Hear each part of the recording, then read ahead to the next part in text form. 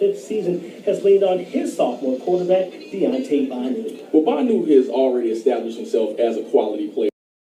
Going against Shorter College, he actually won the SIAC Player of the Week. Had a setback against Valdosta, but again, when you have a quality signal caller, he'll bounce back against Clark Atlanta. Neither of our combatants have played a conference game until tonight, so I ask you, Jamie, who do you believe needs the victory more? Well, if you were talking about most valuable, I would say Clark Atlanta, just to put their program back on good footing. But with the teams that are ascending in the SIAC East, I would say Albany State, it would be most needed for them tonight to get this victory. And speaking of which, while we have a moment, let's take a glance at the SIAC East standings. Savannah State on top in the East Division, while in the West, Lane is sitting pretty after coming off a huge Week 3 road upset over Fort Valley State. I know me for one, Jamie, I can't wait to find out how both of these teams respond. And when we return, we'll go over our keys to the game, set the starting lineups, and have the opening kickoff. You are watching SIAC football presented by UBS on ESPN. Clark one. And clear. Gentlemen, bring your TV teams out.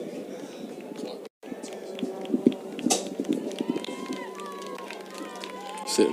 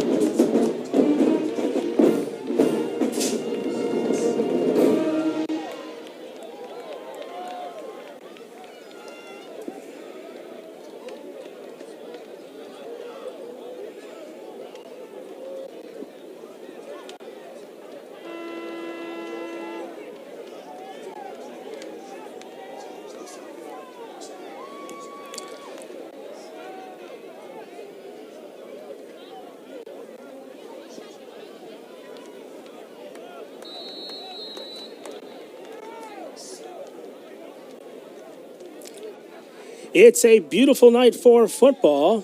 Just a nice night here in Albany, Georgia. Teeing it up for the Golden Rams, number 19, Gabriel Bolinas Jr., and we are underway. That football is kicked into the end zone, and that will mean CAU will take over the football, 1st and 10 from the 25-yard line. So already a kick out of bounds early. You can kind of see everyone pumped up for this game. Love this atmosphere. You can see everybody into it. Perfect night for just football in general. CAU's offense comes out there led by sophomore quarterback Sharif Brown. He gets the nod. The feature running back in the pistol will be freshman Jeremiah Gibbs. First down and 10 from the 25-yard line. Pistol formation. The quarterback, Sharif Brown, swing pass near side of the football field. It is complete to number 26, Jeremiah Gibbs. He gets up to about the 32-yard line. Call it a gain of 7. It'll bring up second down and 3. So just starting out, Brown, easy, little swing pass, couple of missed tackles. So you can kind of already see where the offense is going. Shotgun formation again. Gibbs to the right in motion. Comes Trakar. Handoff left side to Gibbs. He ekes ahead for maybe a yard. Really tough sledding there. You can kind of see Anthony Harvey hitting him hard right there at the point of attack. So now, hey, looking at a 3rd and 3. We'll see what Clark Atlanta decides to do here.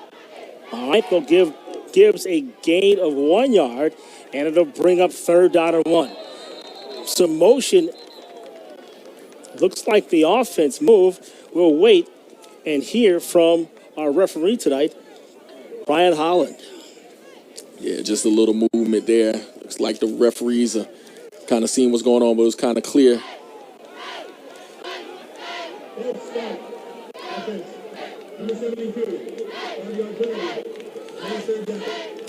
Brian Holland is our referee tonight. That penalty will move CAU back 5 yards. And it'll bring up 3rd down. We'll call it 7. Last week against Shorter College, CAU was penalized 7 times for 55 yards. And I know head coach Tim Bowens, he wants this young group to minimize their mistakes. 3rd down, 7. There's the pass over the middle. It is dropped, incomplete, up at about the 35-yard line, intended for number 15, Kendall Wimberly. And again, when you see Brandon Rollins stopping on the attack, you can kind of see what the dirty blue defense, as they'd like to be called, is hot and ready, just ready to stop this offensive attack. You know they're coming out passing fast, so you can see they're keeping everything in front of them right now. Coemba Jones on the coverage there. It brings up 4th down and 7 for CAU. Doing the punting, that's Fernando Lobo, and it's going to take a roll down to the 36-yard line of Albany State, and that's where they will start their drive. Short punt there. Really good field position if you're Albany State. You're really lucky that it actually took that Golden Rams bounce. We'll see what they decide to do on offense. Mostly a running team, but we'll see. They may open it up a little bit on this Clark Atlanta defense. 36-yard punt by Lobo, and that's right around his average. And speaking of 36 yards, Albany State will start their offense at the 36-yard line. Albany State dressed in their blue uniforms with gold trim. CAU white uniforms, white trim, red lettering. There's the handoff up the gut, and carrying is Marquise Fulks, number 29. But wait a minute, there's a flag down. Yeah, you can see what the penalty is. Again, Albany State wanted to establish the run early on offense.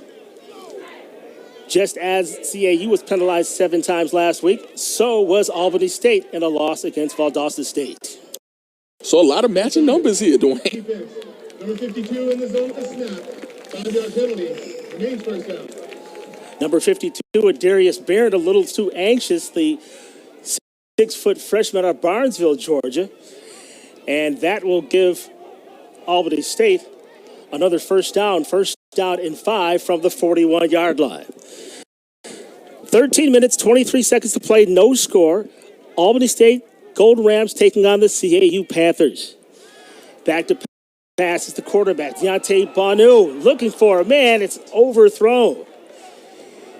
And had a man open down there. Saw the coverage a little soft, got in between the zone, and was able to get open for a second, but Bonu just overshot him. Hey, this early jitters, just overshot his man, but I'm sure he'll correct that later. Banu coming into tonight's contest, 31 of 61 for 417 yards and 5 touchdown passes. He can get it done on the ground as well. 2nd down and 5 from the 41-yard line for the Albany State Golden Rams, moving from left to right. Shotgun set. Now there's this handoff. It is to number 29.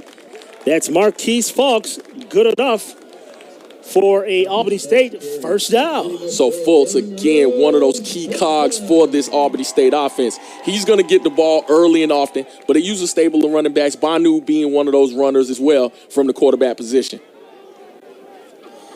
Gain of 7 on the play by Fulks. It's 1st down and 10 for Albany State at their own 48-yard line.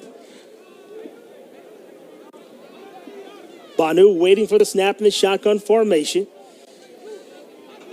2 wide receiver set. There's Fulks sweeping to the left, being chased down by Glover. He can't get him, and he gains about 3 yards on the play up to about midfield. Really good pursuit by that Clark Atlanta defense. You can see all of them rallying to the ball. Again, a very young squad, eager to play, eager to kind of set themselves really in a good footing tonight. It's a hostile environment. We'll see what happens, but they're a young team really looking to get into it. Call it a gain of 2. A host of Panthers on the stop there. Number 93, Andre Felder, the first man there. 2nd down, 8 from midfield. Albany State looking to get into CAU territory. Banu waiting for the snap. Being patient. Here he goes. Runs off to his right. Now give off the pitch. It's Fulks down to the 45, 44, 43-yard line. He picks up 7 yards on the play. And again, running that option, really the mesh point that time, they were lucky to kind of get that out where folks could get upfield. But telling when you ran this offense for enough times, you can have a team be able to kind of do it with their eyes closed. Option play that time and got that, looks like close to a 1st down. Timothy Jones coming up from his safety position to make that stop. 3rd down, we'll call it 2 from the CAU 44-yard line. Shotgun formation again. The football is taken by Fulks, and they are just methodically rushing the football down the field. Again, I love when a running back is able to fall forward. You always want to get those positive yards. You see folks running hard over on that right side. And right now, that forward wall for Albany State is doing this job. 7-yard pickup. 1st down and 10 for the Albany State Golden Rams at the CAU 36-yard line.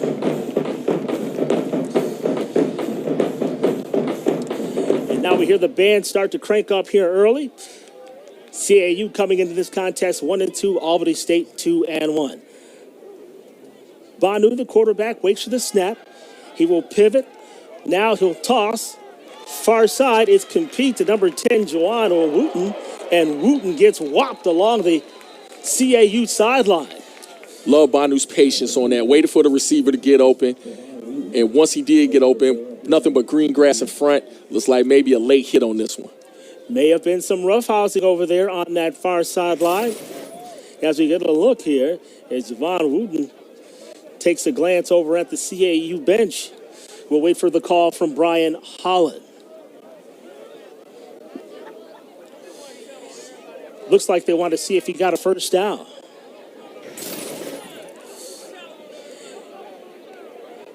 And I know that Coach Tim Bowens over there on that CAU sideline wants to limit the penalties. Here's Brian Holland. Illegal formation. Ruling on the field. The runner is down short of the line of game. Take it out. All right, so they're going to call it a 9-yard pass play to Wooten. And for the Albany State offense, it'll bring up a 2nd down and 1 at the CAU 27-yard line. Banu with the handoff for Fulks up the gut, and this time he's going to get stuffed by CAU. Number 94, the first man there, Byron Williams, the 6-foot freshman out of Tipton, Georgia. Great penetration that time.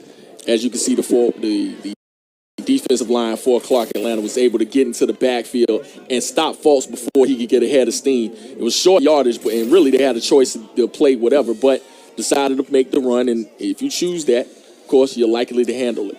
3rd down and 1 for Albany State. They find Fultz again. Fultz is going to be tripped up. He extends to try to get the first down. I don't know if he made it. It'll depend on the spot. Number 37, Zeke Pruitt on that stop. Let's see where they mark it. Looks like he's short of the yard of gain, and it's going to bring up a 4th down situation. It's a really early decision if you coach Gardenia. What do? You know you have a premier running game. Hey, do you go for it here and try to get some more points? We'll see. Albany State, they're 2 out of 3 on 4th down conversions this season. Here's the snap. It's going to be Fox down to 20, down to the 15. First down, Albany State Golden Rams. And again, when you have a back like Marquise Fultz, hey, keep giving them to him, keep feeding him. He'll get stronger as the game goes along. But again, this running game is one of the keys. One of the keys that I actually had for Clark Atlanta was to stop the run at the point of attack. You have to continue doing that if you want to stay in this ball game. He ran that football all the way down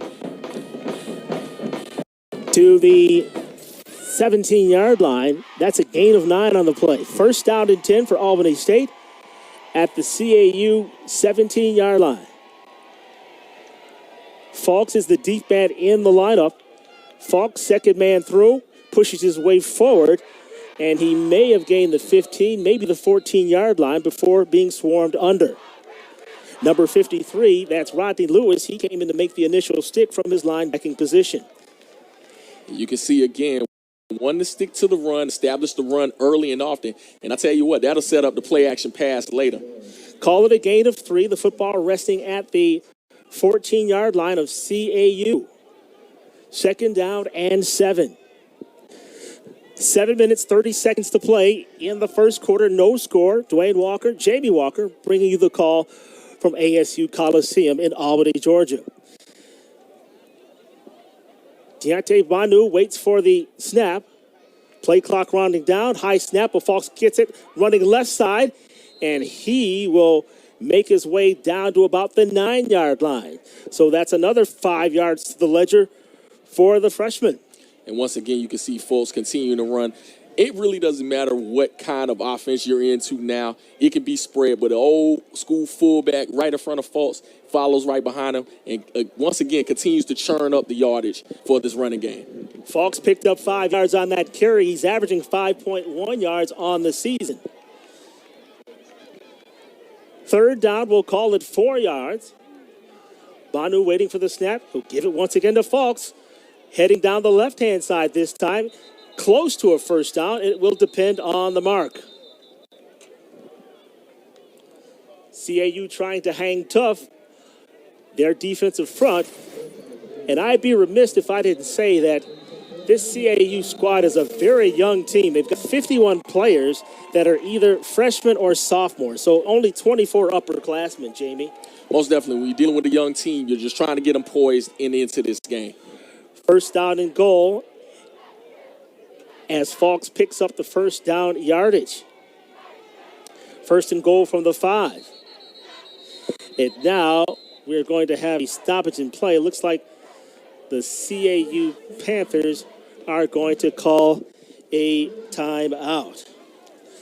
Wow, Jamie. So the Albany State Golden Rams, after getting the football, have marched right down the football field very methodically with that rushing attack.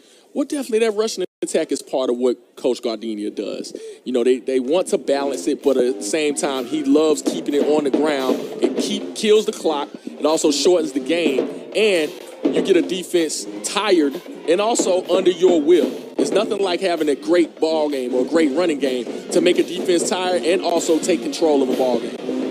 And ladies and gentlemen, just a reminder, the SIAC is excited to let everyone know about the new brand logo rollout. The league has announced a rebrand in coordination with strategic branding agency SME. That will include a new logo, pillars, positioning, and tagline for the league. And by the way, that new tagline is Leaders Rise Here. Speaking of leaders, Deontay Bonu will lead out the troops for Albany State as they have it first down and goal from the CAU 5-yard line. 5:58 to play in the first quarter. Albany State wanted to see how CAU would line up defensively. Now they look back and get the call from their offensive coordinator. Get Falks, carries, touchdown, Albany State. Absolutely great run again by Falks. Clark Atlanta tried to blitz that time. The running back ran right in between the space where the blitzer vacated. Hey, easy run into the end zone. For Marquise Falks, the freshman, that is his third rushing touchdown of the season. And just like that, the Albany State Rams jump on top by a score of 6-0.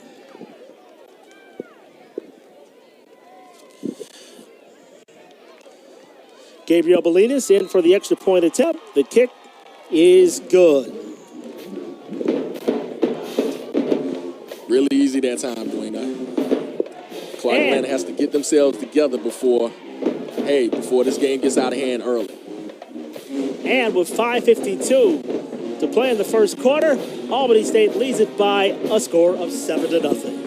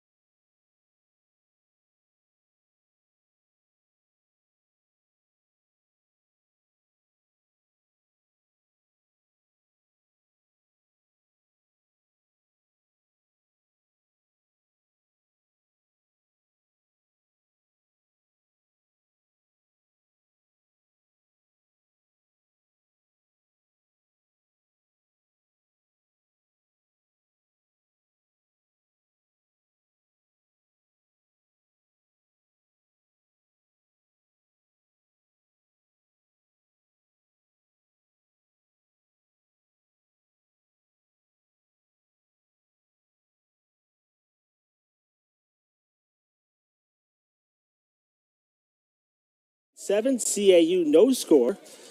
Let's recap that scoring drive for CAU. 13 plays covering 59 yards, capped off by a 5-yard touchdown run by Marquise Falks, his third touchdown of the year. And that drive, Jamie, took 7 minutes and 48 seconds. Once again, when you're talking about a clock-killing drive and a clock-killing offense, Albany State has the capabilities of doing so. Bolinas boots it off, and Ronnie West, number 83, wisely decides not to bring the football out of the end zone for CAU. As a result, CAU will have the football first down and 10 at their own 25-yard line. Let's set the starters for CAU on offense. Quarterback, as we mentioned, Sharif Brown getting the nod. Freshman Jeremiah Gibbs is the running back. The wide receiver core is led by number 14, Jakar Jerry. Corey King Jr., Anthony Brown, and Jeremy Tate are the other targets. Clearing the way up front, center Isaiah Goolsby. A pair of first-year starters at the guard and tackle spots, and Aaron Hawkins and Elijah Burks. And on the left side, Kobe McCorvey and Nicholas Solom, both 6'3". They hold it down on the left side. First down and 10. There's a handoff to Perry Selden. It looks like number 40, gaining 6 yards on the play. Selden, he is a graduate student, making his mark early here in this contest. As much as we sang the praises of Sharif Brown getting the passing game together, Clark Atlanta wants to run the football as well, establishing the run to help them out in every other phase.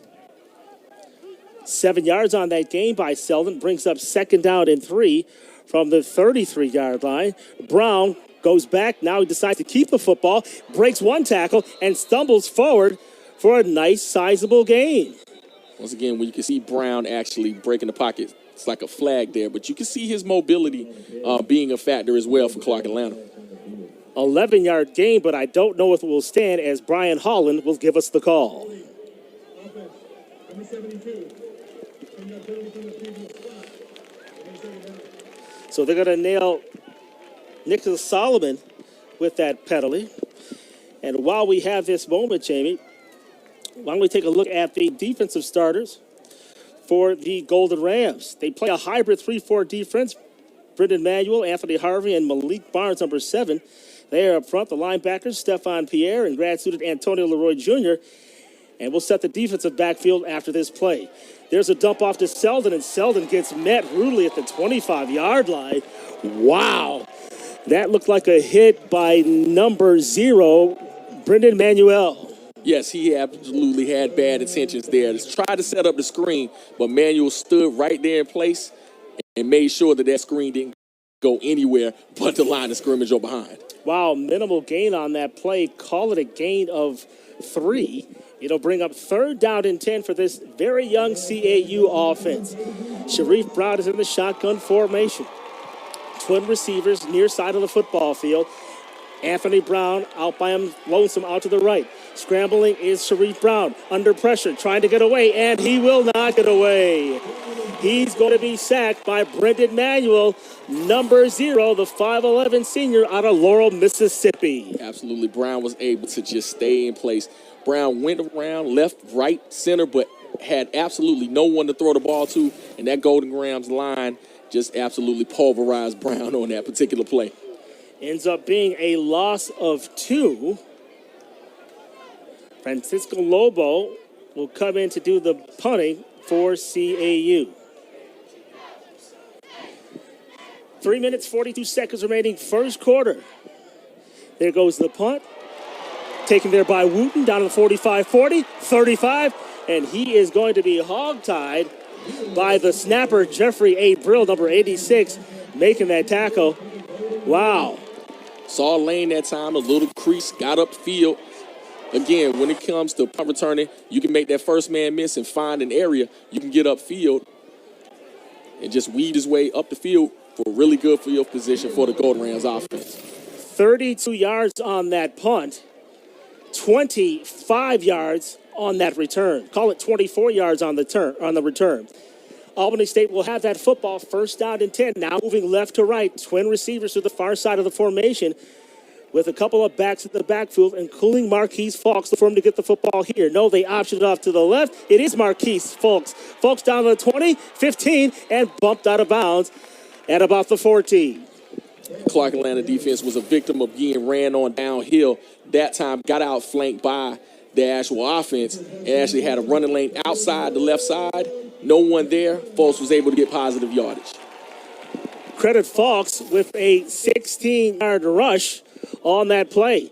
1st down and 10 for Albany State at the CAU 15-yard line. On the very first drive that Albany State had, they chewed up 50 yards on the ground.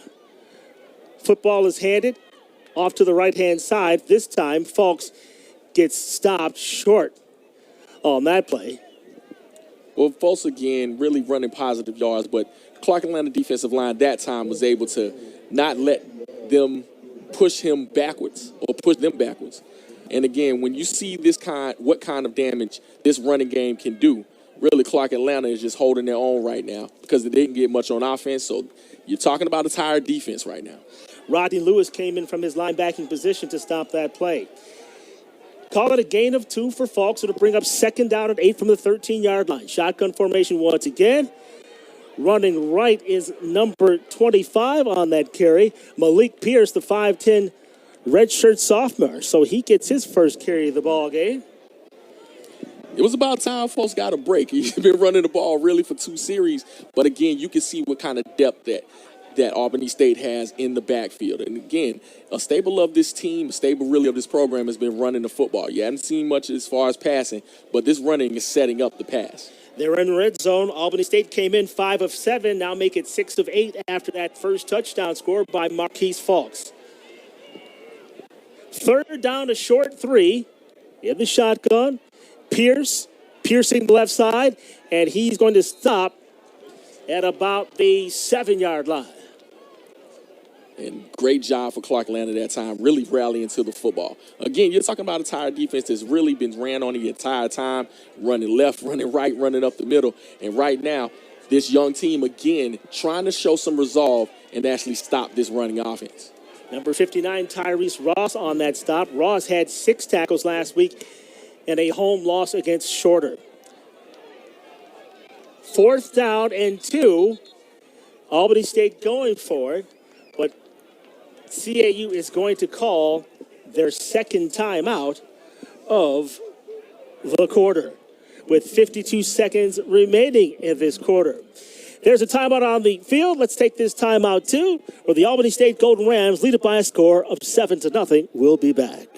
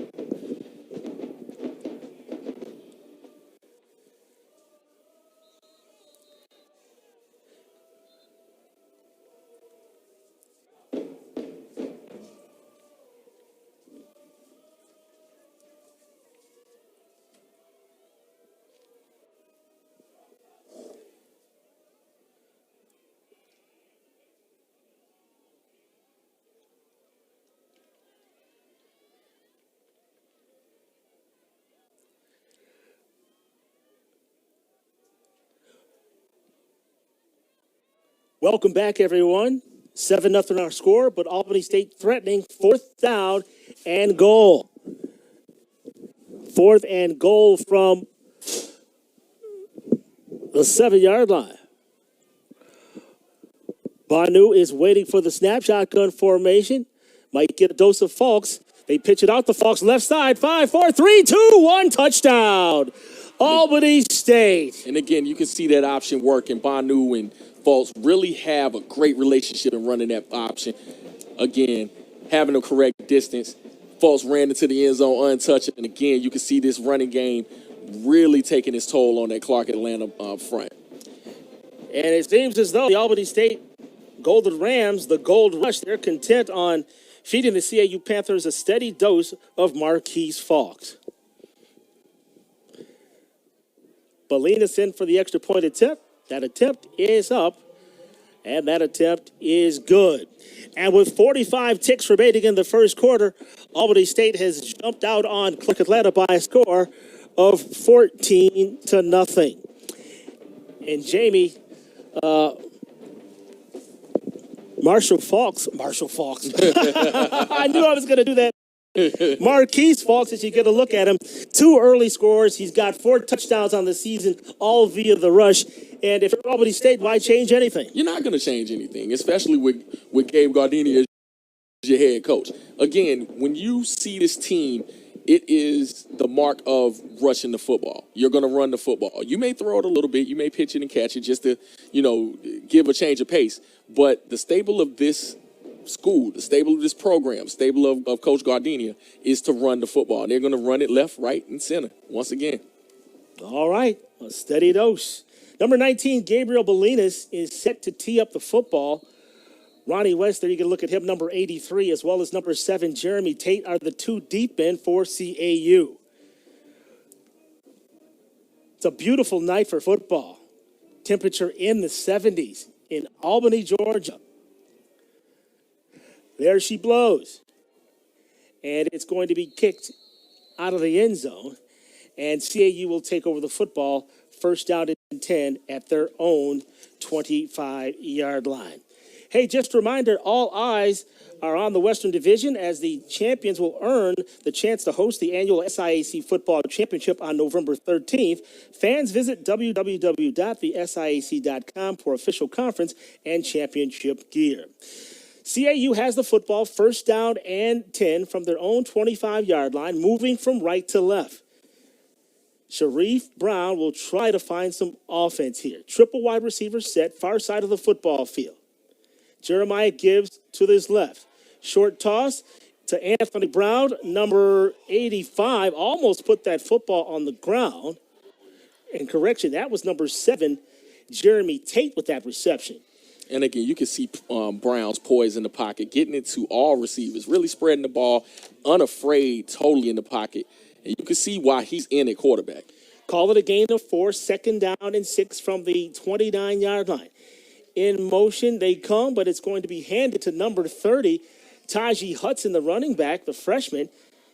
He's getting an early look, and he scoots up to about the 34-yard line. So we'll call it a gain of 5. Nope, we'll push it back a yard. We'll call it a gain of 4. So we'll go with third down and 2, but it looks like we have a timeout. No, we don't. That's the quarter break. Forgive me. With our score, Albany State 14, CAU, let's take time out.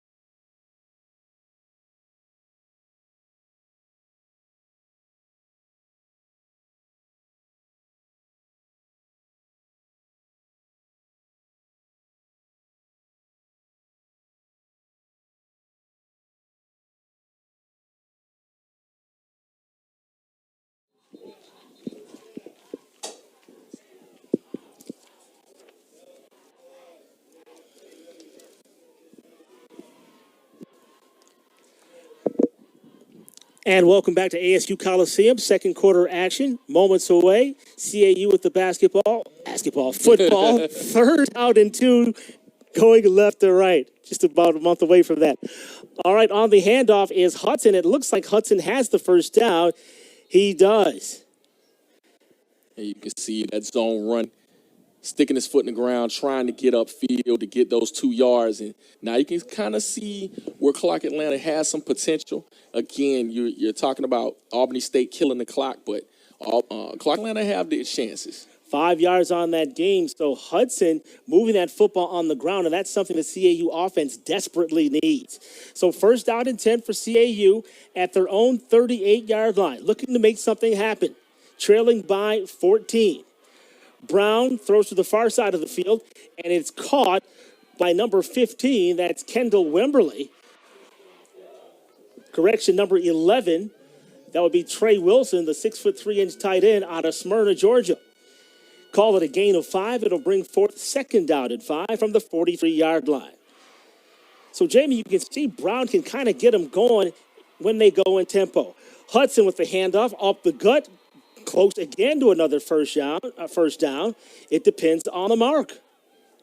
And again, you can see what the offensive coordinator is now wanting to do as far as going tempo. Looks a little more comfortable in that setting. Gain of 4, third down and 1. They hand it to Hudson again, and Hudson goes east-west instead of north-south, and he's going to be stopped, and he'll be replaced by number 26, Jeremiah Gibbs.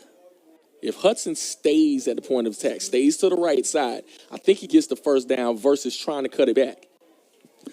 Fourth down, are the Panthers going for it?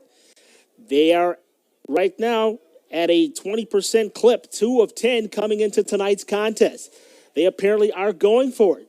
Sharif Brown in the shotgun. Gibbs off to his right. They're going to give to Gibbs. Gibbs finding a hole, and it looks like he's got first down yardage.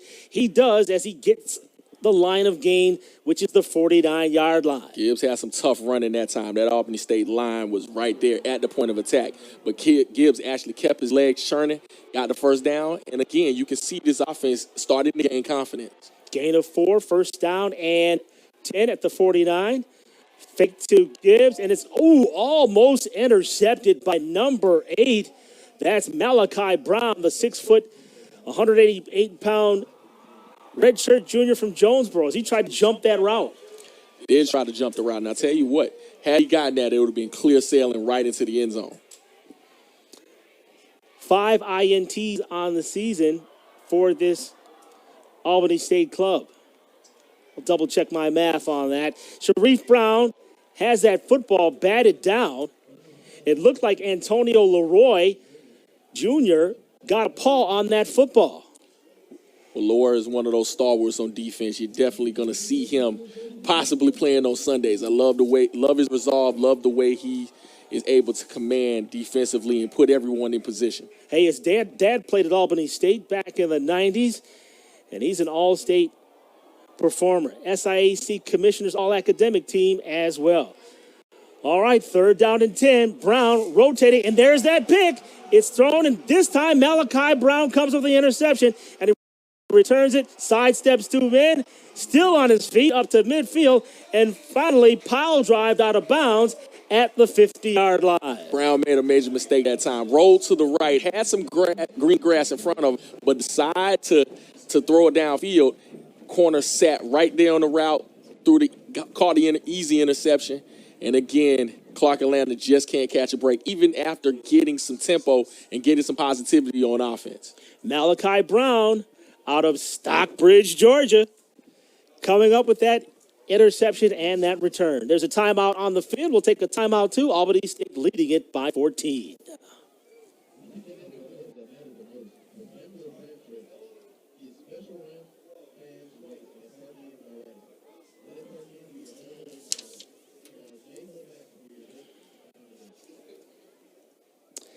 Yards on that return by chance?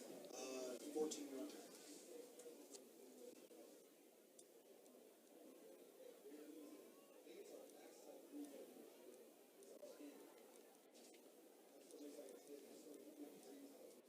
You said 14, right? Yes. Thank you, sir.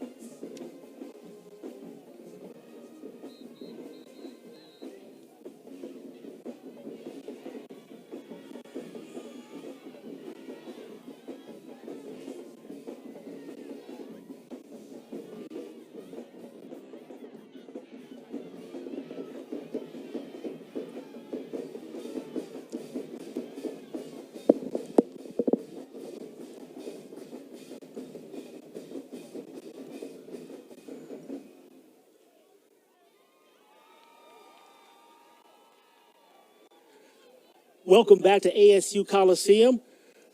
Albany State leading at 14-0. They just get the ball on a big turnover. Interception by Malachi Brown. 14 yards on the return. The Golden Rams will have the football 1st and 10 at the 50-yard line. Banu has the football in shotgun formation. Now he'll pass down to the 40, and immediately stuck on the play is number 17. That is Joe Shorter. Call it a gain of 12. Sat right there in the zone, saw zone coverage by Clark Atlanta. Banu was able to roll out, had plenty of protection. Sat right there in the breadbasket. Easy pitch and catch. Another first down for Albany State. Shorter gets the start tonight because Rashard Jordan, the starting wide receiver, is out on concussion protocol. First down and 10 from the 38-yard line of CAU for the Golden Rams. Twin receivers to the left-hand side. Banu hands the football off to number 24, Cam Ward, getting his first taste of action.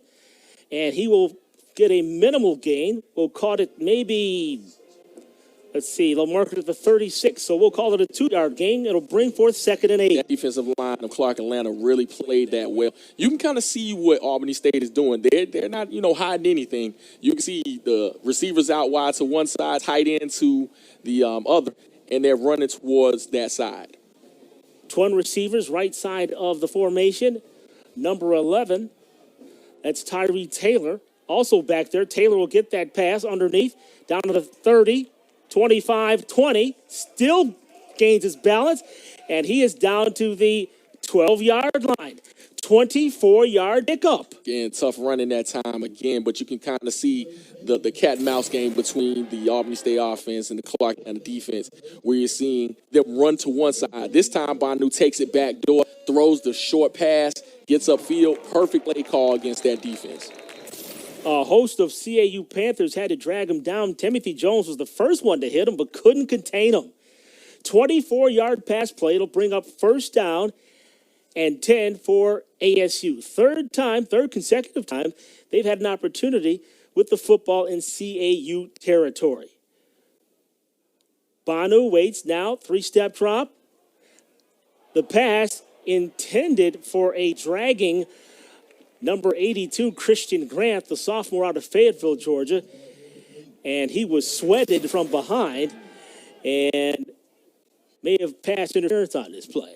Yeah, I think it was pass interference. You can see again, Banu rolling out to the opposite side, going one way, flowing, coming back door, had a receiver open. Z. Pruitt, the culprit, number 37, the 6'1", defensive back out of Mobile, Alabama. So it will bring up first down and goal for Albany State at the 10-yard line. Banu has Cam Ward, number 24, in the highlight socks. And they'll give it to him. And Rodney Lewis, number 53, will bring him down. We'll call it no gain on the play. Second down and goal. See the highlight socks that time going over to the left side. Easily see him, but again, the defensive line is playing a little bit better for Clark Atlanta. They're stopping the run at the point of attack, but again, you can see the offensive coordinator of Albany State actually mixing up and throwing the ball on the opposite side of the run. Albany State, 9 of 10 coming in on scoring chances in the red zone. They have it second down and 10, or second down and goal, excuse me. Banu, he'll lift the football up into the corner of the end zone. Touchdown. Caught by numbers 86, Jaleel Johnson, the 6'1" from Wetumpka, Alabama. Corner in perfect position that time, just threw it right there. He had one-on-one coverage. And again, once you had that one-on-one matchup, it was just a matter of pitching and catching.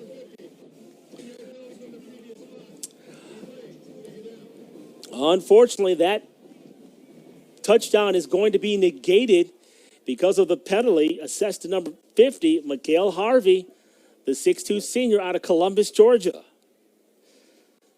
And you hate that if you're Albany State, if you coach Gardenia, because you want, you take those points back off the board, easy touchdown there. But again, penalties and lots of things to clean up, even with this lead. So they'll move the football back 10 yards, and it will be 2nd down and 10. Cam Ward and Marquise Fulks in the backfield. Play action to Fulks. They'll throw to the right side in the corner, and that football is going to be caught. What a catch. An Albany State touchdown. Number 10, Javon Wooten doing that thing. You hate to see that if you're the corner for Clark Atlanta because you're in the perfect position. But it's an athlete making an athletic play. Again, a phenomenal catch. Woo woo. Yeah. They call him woo woo. I think that's his nickname. Can you woo woo? He did on that play. Wow. So just like that, with 9:25 to play in the half, it's quickly 20-0 Albany State.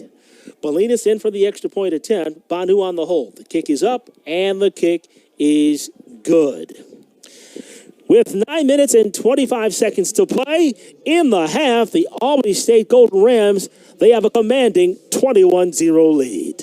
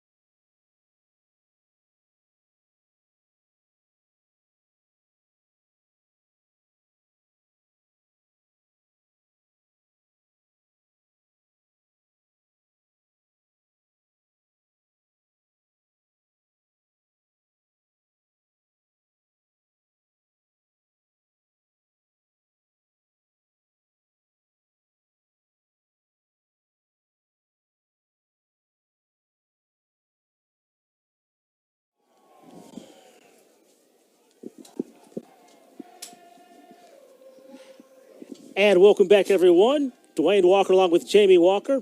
21-0 our score. Albany State, they're all over CAU. That last scoring drive for the Golden Rams, 5 plays, 50 yards, 2 minutes and 59 seconds, capped up by a 20-yard touchdown pass to number 10, Javon Wooten.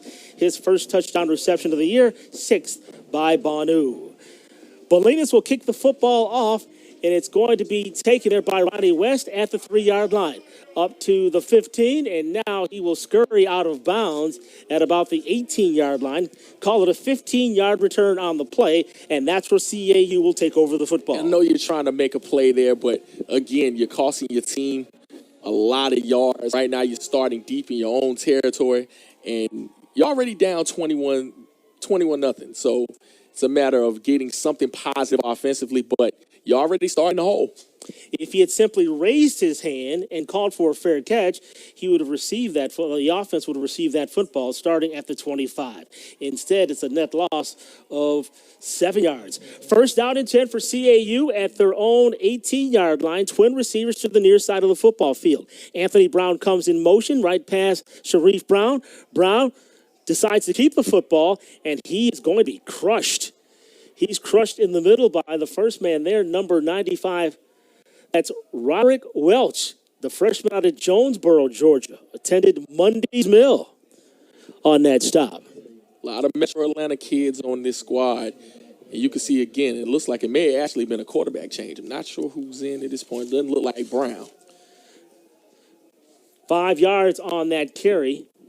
2nd down and 5 for the offense. That pass is complete to number 15, Kendall Wimberly, the tight end. And that's good for 1st down yardage. And although you're down big, you want to see something positive go on with this Clark Atlanta offense. 8 yards on that play. On that 1st and 10, that's going to be Odom, the new quarterback for CAU, Elijah Odom. And now we've got a fresh running back in Perry Selden, number 40, off to Odom's left. Odom tosses the football. It's going to be complete. And outstretching the football, trying to get a 1st down, Jakar Jerry, the wide receiver out of Southridge High School down in Miami.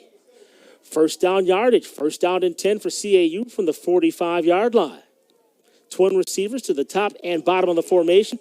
Odom waited to toss that football, and the coaches are screaming. They wanted him to unleash that football right away. Yes, they did. Again, you can see the quick game. It kind of went with every other thing that they were actually doing. It looks like they're running quick sets because, again, this dirty blue defense for the Golden Rams is absolutely relentless to the football. And right now, Clark Atlanta's down 21-0, so you know they have to pass the football. This defense, stingy for Albany State, relinquishing only 33 yards on the season. 11 yards, 11 points per game they give up. 2nd down and 10 from the 45. Odom has the notion, and he's going to be tied at the ankles. Number 5, that's Coemba Jones, the junior out of Miami, making that. Love to be in as we look at that phenomenal catch again by Wu. Yeah, but again, what a grab there. Again, if you're the Albany State defense, this is what kind of position you want to be in. You pin your ears back and go after whoever's playing quarterback for Clark Atlanta because you have the lead. You just want to go get some at this point.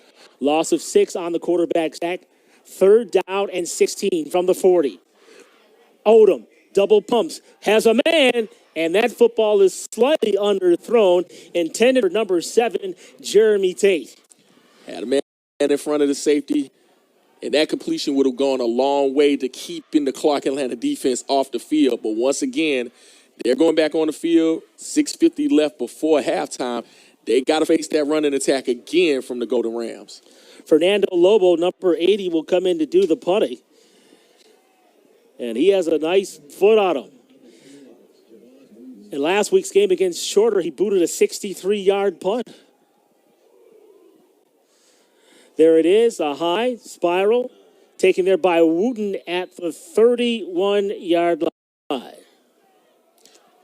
Would look like he may have had a notion to run that back. Right now, you can know he's pumped up, especially after that catch. 34-yard on the punt. 6 minutes and 43 seconds to play in the half. Let's take a quick timeout with our score. Albany State 21, CAU no score.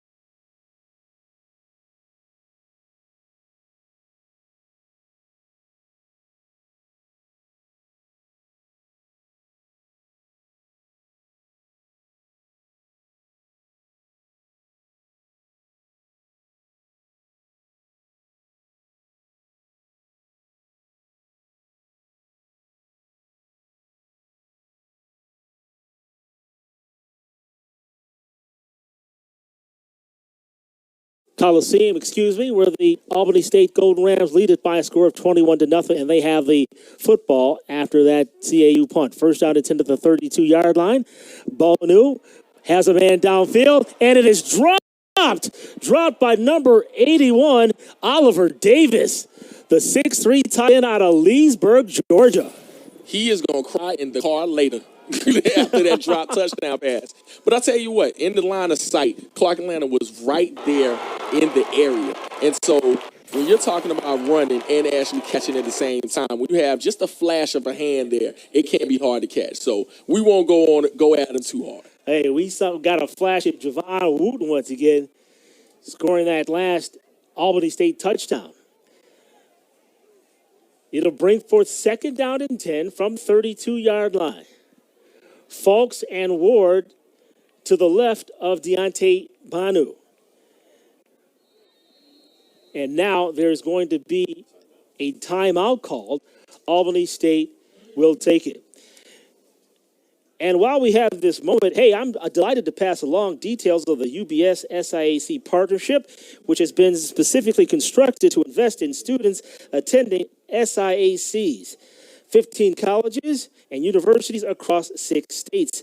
The initiative will focus on delivering a financial literacy and wellness curriculum to SIAC students and to introduce students to the opportunities available for them in the financial services industry. Students will also gain access to UBS's recruiting and development programs, including UBS's Tomorrow's Talent program, a virtual accelerator aimed at increasing college and career success for diverse college students. All roads lead to Rock Hill for the 2021 SIAC Volleyball Championship from November 15th to 18th. Follow the SIAC on social media at the SIAC for full coverage of the tournament.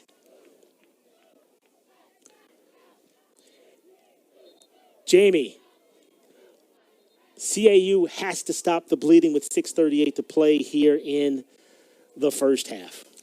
They are getting ran on. However which way Albany State wants to do it. And right now your defense is tired. They've been on the field, I would beg to say, no, most of the first half. They have to stop the bleeding at this point. Let's see if they can get it going on this possession. Second down and 10 from the 32. Banu will option to the left, now decides to keep the football, cuts back up the middle, 35-40, up to the 41-yard line, just shy of a first down. Give him a gain of 9. Tim Jones coming up from his safety position to get in on that tackle. Phenomenal piece of running by Banu that time. You saw him wanting to run the option to the left, saw a hole back to the right side, cut it back, got what he could in that area.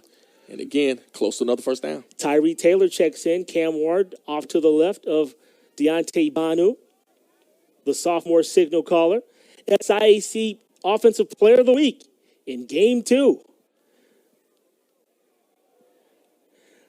That handoff is to Ward off to the left-hand side. Good enough for a first down, but let's wait a minute. There's the flag on the field. Brian Holland will consult with his comrades, and here's the call.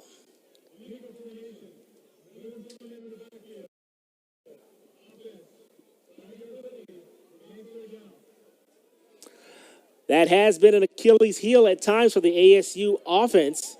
7 penalties assessed against them against Valdosta State last week for 55 yards. And we kind of talked about this at the beginning of the game when it comes to the highlights. They're still trying to clean up the penalty phase of this ball team.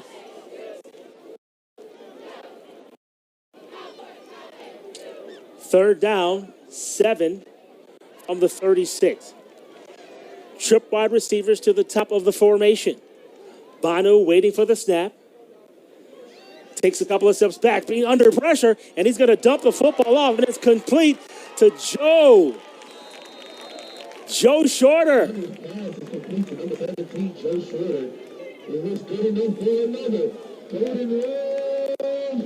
Up to the 47-yard line. We're going to call that a gain of 11 yards on that pass play, and it's going to be first down for Albany State. I love the poise of Banu that time. Almost got sacked, flushed out of the pocket, but muscled it absolutely Shorter to get the first down. First down and 10 at the 47-yard line for this ASU offense, looking to put more points on the board. Bondu over the middle. It's complete. Complete to number 11. That's Tyree Taylor.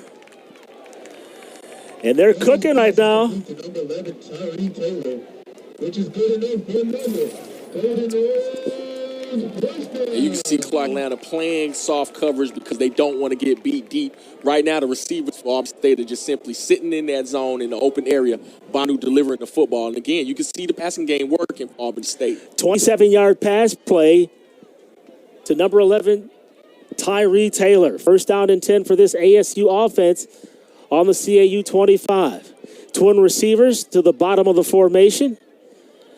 They're going to option to the left-hand side. That's Cam Ward down to the 20, 15, 10, 5, and pushed out of bounds by number 24, Cameron Ivey, but not before a nice gain on that play there. You won't see this show up in the box score, but that block by number 25 actually sprung. Let's see what's happening. Sprung the back to be able to go left and almost into the end zone.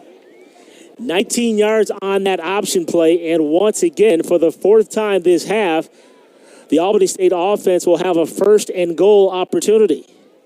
First and goal from the 7. They're going to hand the football off to number 40, Jacko Leyland, getting his first carry.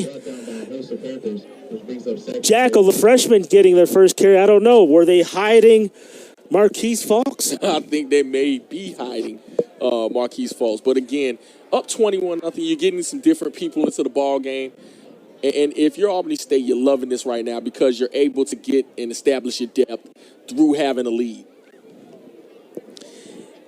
Gain of maybe, we'll call it no gain. Second and goal from the second 7-yard line. Fake to Falks inside. He'll scramble out to the left. That football is complete. And diving for the end zone. Touchdown! Touchdown, number 82, Christian Grant. The sophomore out of Fayetteville, Georgia, in the end zone for an Albany State University touchdown. And again, if you continue to run the football effectively to one side, you can take it back door and be able to throw the short pass in the opposite direction. Again, you can see the versatility of this Albany State offense. Phenomenal play calling right now. Gabe Bolinas in once again to attempt the extra point. Sounds like a broken record, but it is. Bolinas, the kick, it's up, and the kick is through the uprights. And with 2 minutes and 58 seconds to play in the half, our score, Albany State 28, Clark Atlanta looking for answers.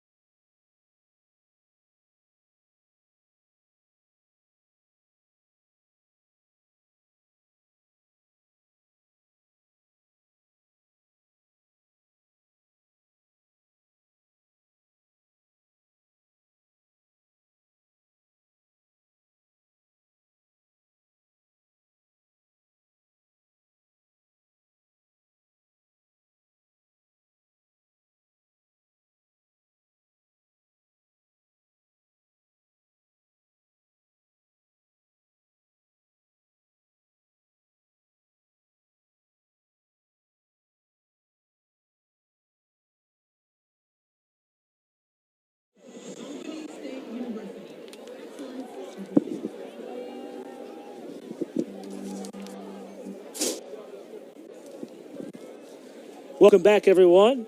Albany State leading at 28-0. Dwayne Walker along with Jamie Walker. That last scoring drive for ASU, 7 plays, 69 yards in 3 minutes, 45 seconds. Touchdown caught by number 82, Christian Grant from Deontay Banu. Bolinas boots it off into the right corner or left corner, depending on your vantage point. He kicks it out of bounds, and that is going to be a penalty. A little bit smarter that time. Again, watching the ball go out of bounds. Now you're definitely in better field position. They'll move it up. So they'll move that football up to the 35-yard line where CAU will start their offense. And, hey, just a reminder, with 2 minutes and 58 seconds remaining in the half, we invite our viewers to stick around for the upcoming halftime show, which will feature an electrifying performance from the Albany State Golden Rams show band. That's just around the corner. Make sure you keep it here. Well, Jamie, I will say this about the CAU program.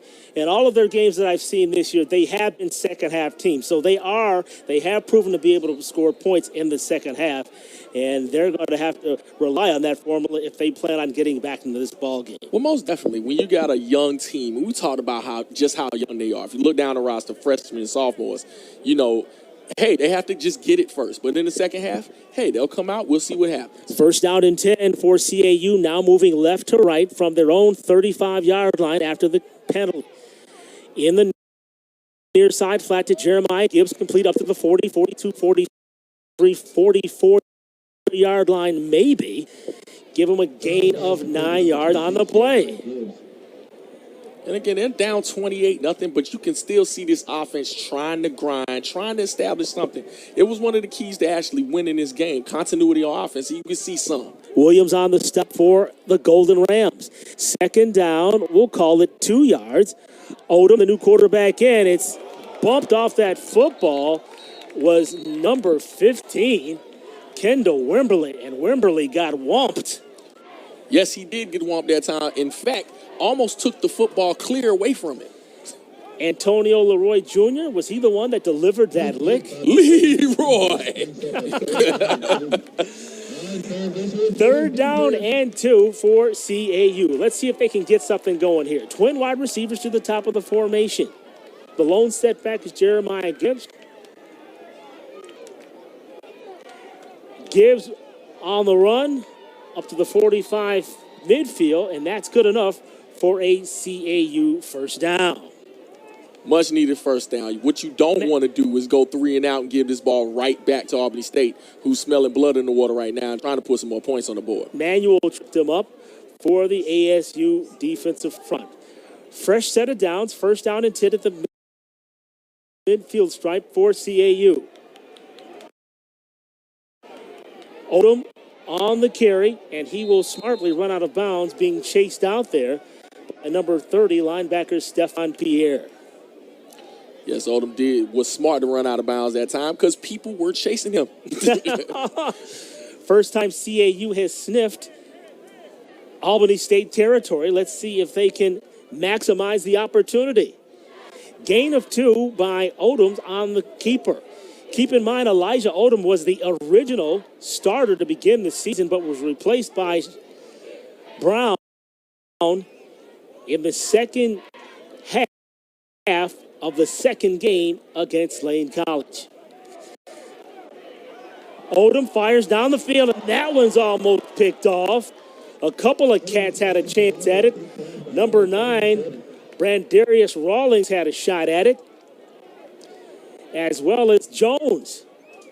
And that's going to bring up a third down situation with 1:51 to play in the half. Once again, with him being in plus territory, you hoping that they can put some kind of points on the board. But again, you're putting yourself in a backed up position. Now it's a 3rd and 8. Jeremiah Gibbs, number 26, the lone setback, twins to the top and bottom of the formation. There's the snap, a little wide. Odoms corrals it, almost gets tackled. And now Malik Barnes is going to do him dirty, dropping him back at the 47-yard line.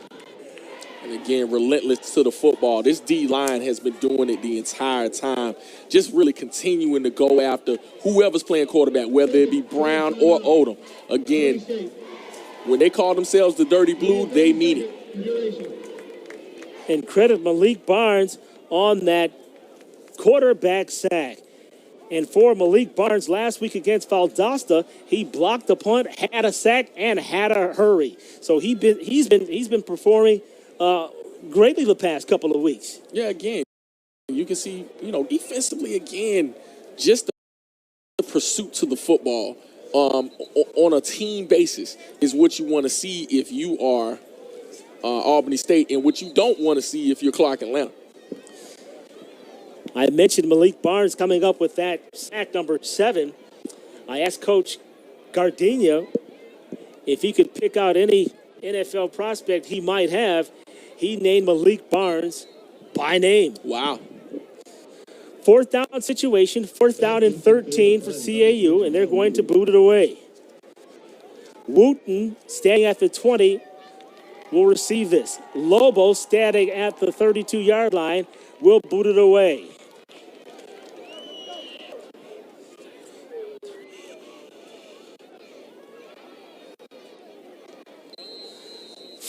41-yard punt as the football nestles down at the 7-yard line. Coming up, our halftime show. The band's such an integral part of the HBCU experience, and we can't wait to feature the Albany State Golden Rams show band at halftime. Yes, they get the field to themselves. 1 minute and 31 seconds to play in this half. Now, if you're Coach Gabe Gardenia, do you try to put more points on the board? I mean, they're in shotgun formation, which is basically their base offense. Twin receivers to the left and right of the formation. They've got Fox in, Banu in. Yes, I want some more points. To answer your question, yes, absolutely. All right, so Banu will wait for the football at the 12-yard line. 1st and 10 for Albany State. The Gold Rush scrambling off to the right, now throwing and dumping it off.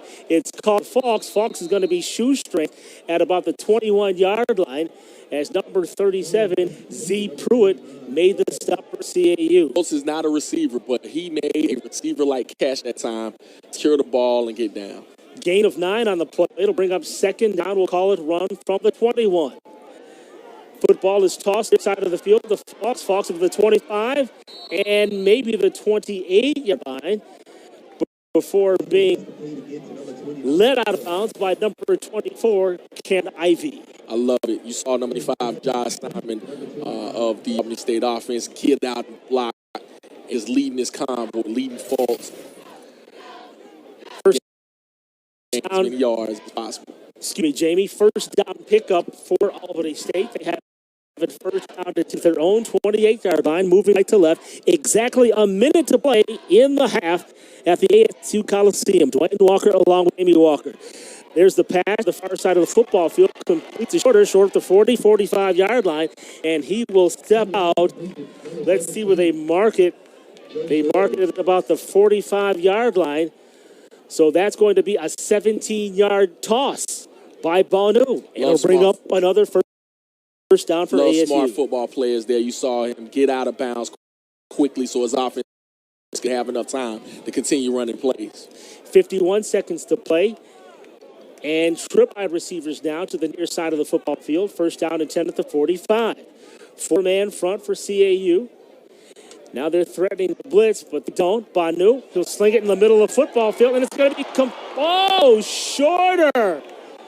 If he had longer arms, maybe he would have come up with that football. But wow, I mean, Banu put it right on the number. And unfortunately, Shorter could not come away with the football. Oh, when they go to individual position drills, he'll be doing push-ups. He will at practice on Monday or Tuesday. Tell you what, right there, Banu couldn't put the ball any better unless he handed it. No doubt about it. 2nd down and 10. 45-yard line, number 11, Tiny Taylor goes in motion to the top of the screen. He already has a touchdown catch in the first half. Manu, near side of the field. That's an errant pass intended for that man again, number 17, Joe Shorter. He was guarded there by number 4, Trent Taylor for CAU. Tried to get up the opportunity there, but you kind of see the coverage being a little bit better. Maybe an errant pass by Banu. Banu hadn't made many mistakes at all today in the passing game, or definitely the running game, running the option. But again, you can see Albany State wants to put more on the board. They have enough time, but we'll see what they decide to do here on this third down. Oh, I can see what they're deciding to do. That Albany State offense, they're trying to score again. Do you see Mikael Harvey and his offensive teammates? Bonu on a 3rd down and 10, rolling, throwing, and completing. Wow. That football complete to Grant again, and that's a 24-yard pickup, a 1st down for Albany State with 28 seconds to play and ticking on the clock. 1st and 10 from the CAU 30-yard line. Banu may try to keep the football. No, he tosses it towards the end zone, and it is going to be caught out of bounds. Tyree Turner looking for his 2nd touchdown reception of the half. Was a little outside. Just a bit outside. But again, you can see the way they set up or use their run to set up the pass. And now you're running your quick offense. So the Clark Atlanta secondary is back way far so they can keep everything in front of them because the clock is their friend right now. 16 ticks of the clock remaining in the first half of play. Albany State, they're looking to pour it on. 28 zip the score, and they're looking for more. In motion, now we have trips to the left. That was Calvin Lewis. The football is thrown down to the 14-yard line, and it's going to be a completed pass. Love the ball placement that time by Banu. Threw it right for the linebacker in front of the corner. Perfect placement. Wooten on that reception. Ooh. And it brings up another 1st down for the Golden Rams. They are pouring it on. I've got to admit, take nothing for granted. With 10 seconds left in the first half, they're looking to score again for a 5th time in the half. Banu rifles the football towards the end zone. Touchdown. Number 6, Calvin Lewis, the junior running back out of Jacksonville, Florida. What Adam Holyfield is absolutely calling a phenomenal ball game. Again, mixing up the run and the pass. Clark Atlanta's defense is off balance. They don't know what to do right now. And then being incredibly young, seeing a clinic out here with Banu, being able to use all his skill sets to run this offense. Belize in for the extra point. This will be his 5th converted if it is a success. There's the snap, a hold, the kick is up, and the kick is through. And with 5 seconds remaining in the first half of play, the score, Albany State 35, the CAU Panthers, no score. And Jamie, it's really a no contest right now, but again, I'm trying to stress that the CAU program, very young. Tim Bowens has a lot of guys on the squad that are either freshmen or sophomores. 51 of the 75 on the roster are either freshmen or sophomores. So they've got young pieces right now. But if they can stick to form, we can look forward to a better performance in the second half. Because one thing they won't do, and that's quit. Most definitely. When you have that as your mark, you can be young. But again, when you're talking about being young, and then coming out and being a second half team, you can tell they're being coached. And Coach Tim Bowens, again, 3rd year, wasn't able to play last year. You can kind of see where this team is ascending. You can see they're going in good places. It's just right now, that Albany State team is just clicking on all cylinders and just doing what it wants to do to this young team. That was a 9-play, 82-yard drive covering a minute and 26 seconds, as that one is going to be taken at the 5-yard line by West. West, go north, young man.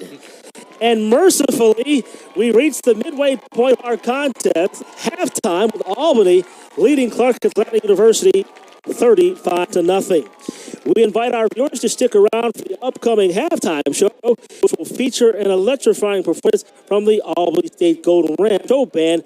That's just around the corner after we take this time out.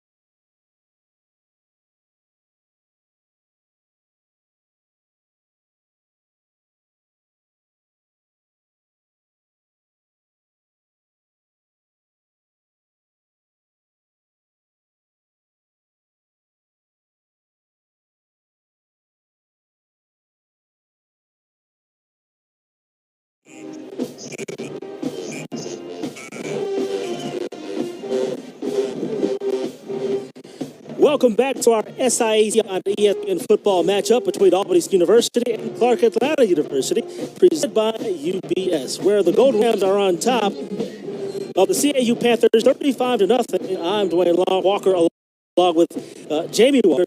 Time now to take you down to the field to enjoy our halftime entertainment with the Albany State Golden Rams Show Band. Enjoy.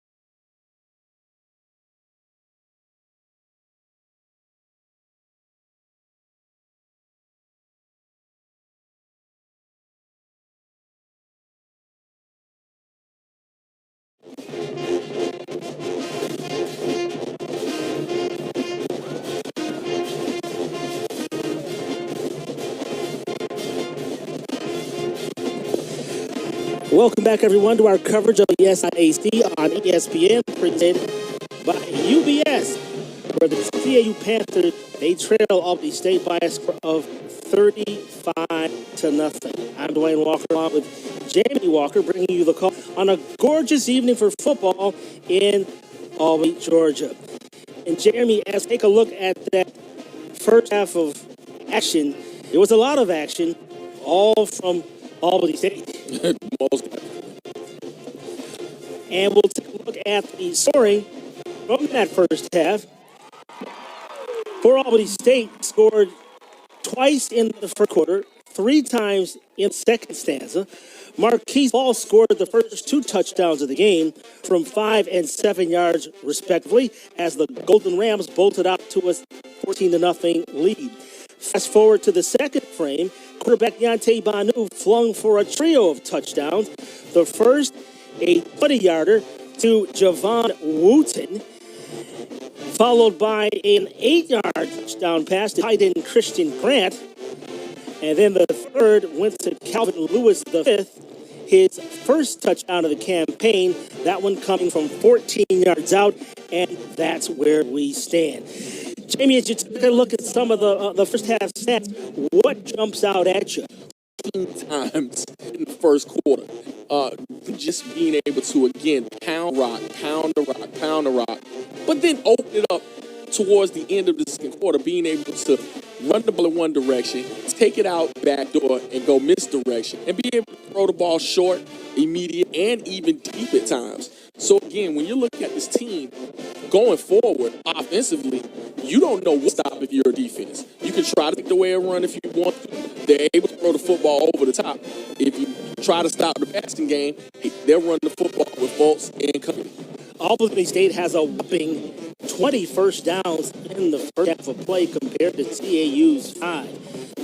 Deontay Banu with 13 of 18. 3 touchdown passes. 39 offensive plays for that Gold Rush offense, and they looked impressive on all cylinders. Time of possession, Albany State nearly 19 minutes of the 30 minutes allotted.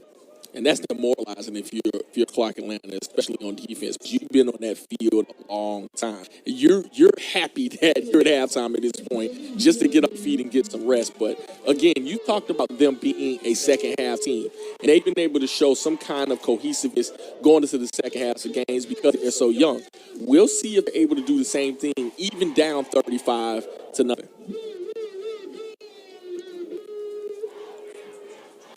Well, we're just moments away. Let's see how much time we have on the clock. We have another 7 minutes to go before we begin the third quarter of play. I mentioned before, Jamie, that the CAU Panthers, their hallmark has been this: although they're young, they don't give up. In fact, in their last 3 games in the second half of play, they have actually outscored the opposition. And that's really a positive sign for Tim Bowens. And I had an opportunity to spend time with this club, and they believe in the vision. I know it's tough right now. It's never fun actually losing, but still you can tell that their players and their program, their coaching staff from top to bottom, they have bought into what they're trying to accomplish. As a matter of fact, even in talking with Gabe, Coach G, Gardine, who, by the way, is very good friends with Tim Bowens. A lot of people may not know this, but, of course, they both played at Alabama, and they were both served as assistants at one time on the Alabama staff. And so they're very good friends, and Coach Gabe says that they have a bright future over there at CAU because Tim Bowens is at the helm. You can tell that they have some pieces. You can tell that they're building a, but you have to understand what this team has gone through just in the midst of of Tim Bowens being hired, then not playing football for the entire year, and then trying to come back. They're still in the re-process. So when it comes to what this team can, again, you can see the quarterback being improved. They took a lot of points, even in that 0-10 season, that first year under Coach Bowens. So you can see they have some pieces. It's just a matter now of putting it all together. But you have to consider that the pandemic year where they didn't play, it is a setback. It's just a piece of what this team potentially be going forward. Well, listen, they didn't play, but on the other side, Allstate did play. And as a matter of fact, they definitely tested themselves during the spring campaign when they played against the defending Division II champions in West Florida, as well as the HBC national champions in Florida A&M. 35-0 our score. Let's take time out watching SIAC football on ESPN Plus.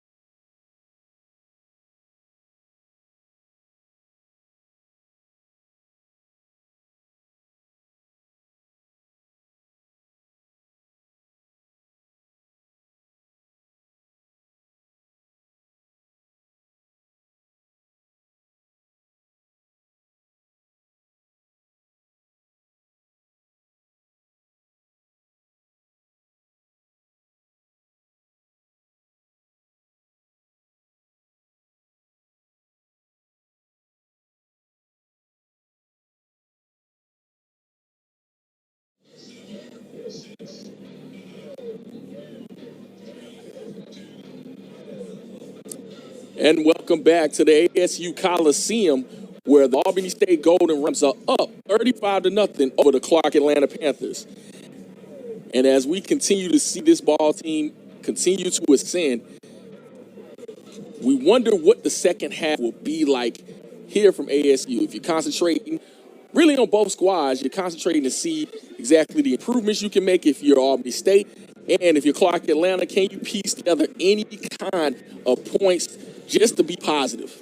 I actually believe they can, Jamie. They've proven it in the past during their first 3 games against Livingstone College, against Lane College, and this past weekend against Shorter. So they have proven that they can do it. what I like is that they're still trying to find the answer at quarterback.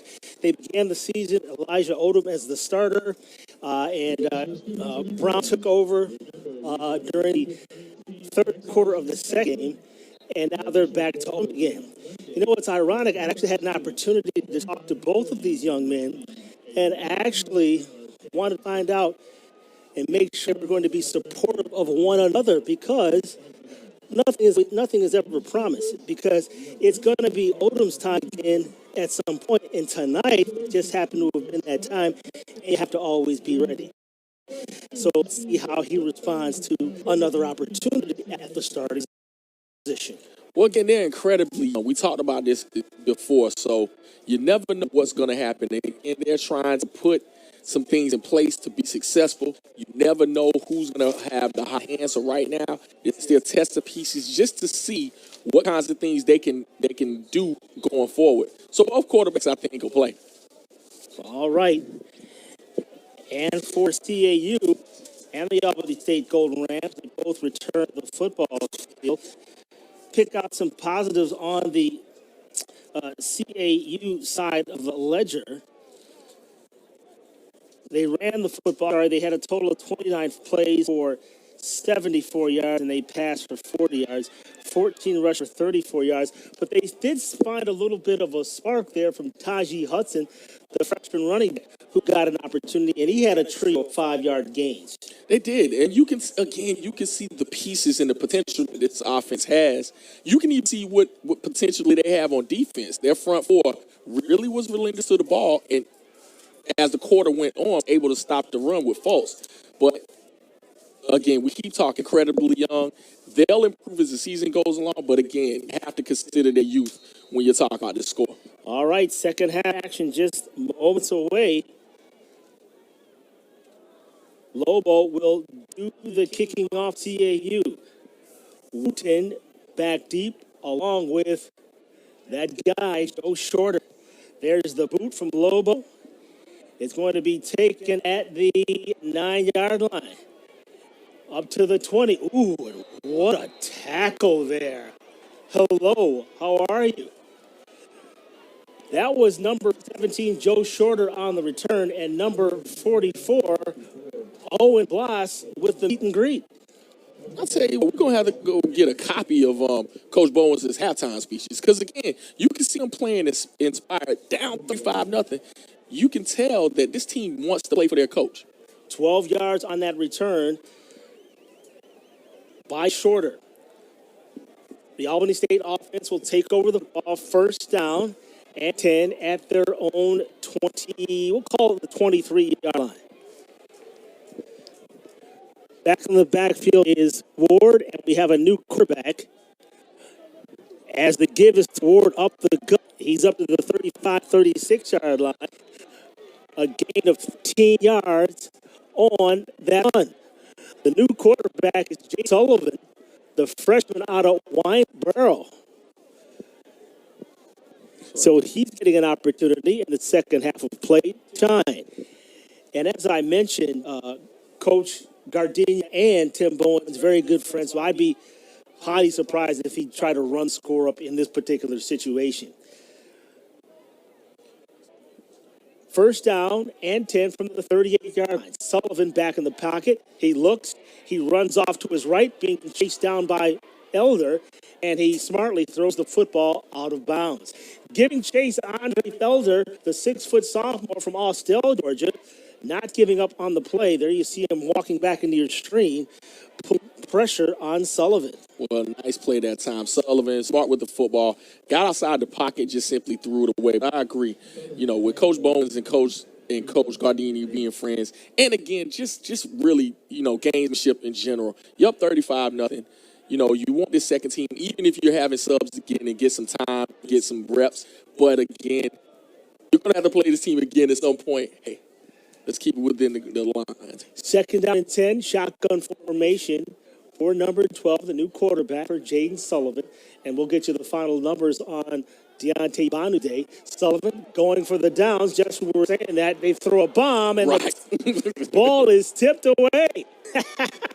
Intended for Calvin Lewis, the 5th, And on the coverage was number 20, Z Tool, the 6-foot freshman of Lovejoy High School. Well, it looks like they don't mind chucking it, even though, you know. Yeah, disregard everything we said before. Forget all that. Forget all that. But again, if you saw, you know, the coaching staff for Clark Atlanta just giving these kids encouragement, keeping in the ball game, I'm loving what you're seeing. They'll have a bright future going forward. Down in 10.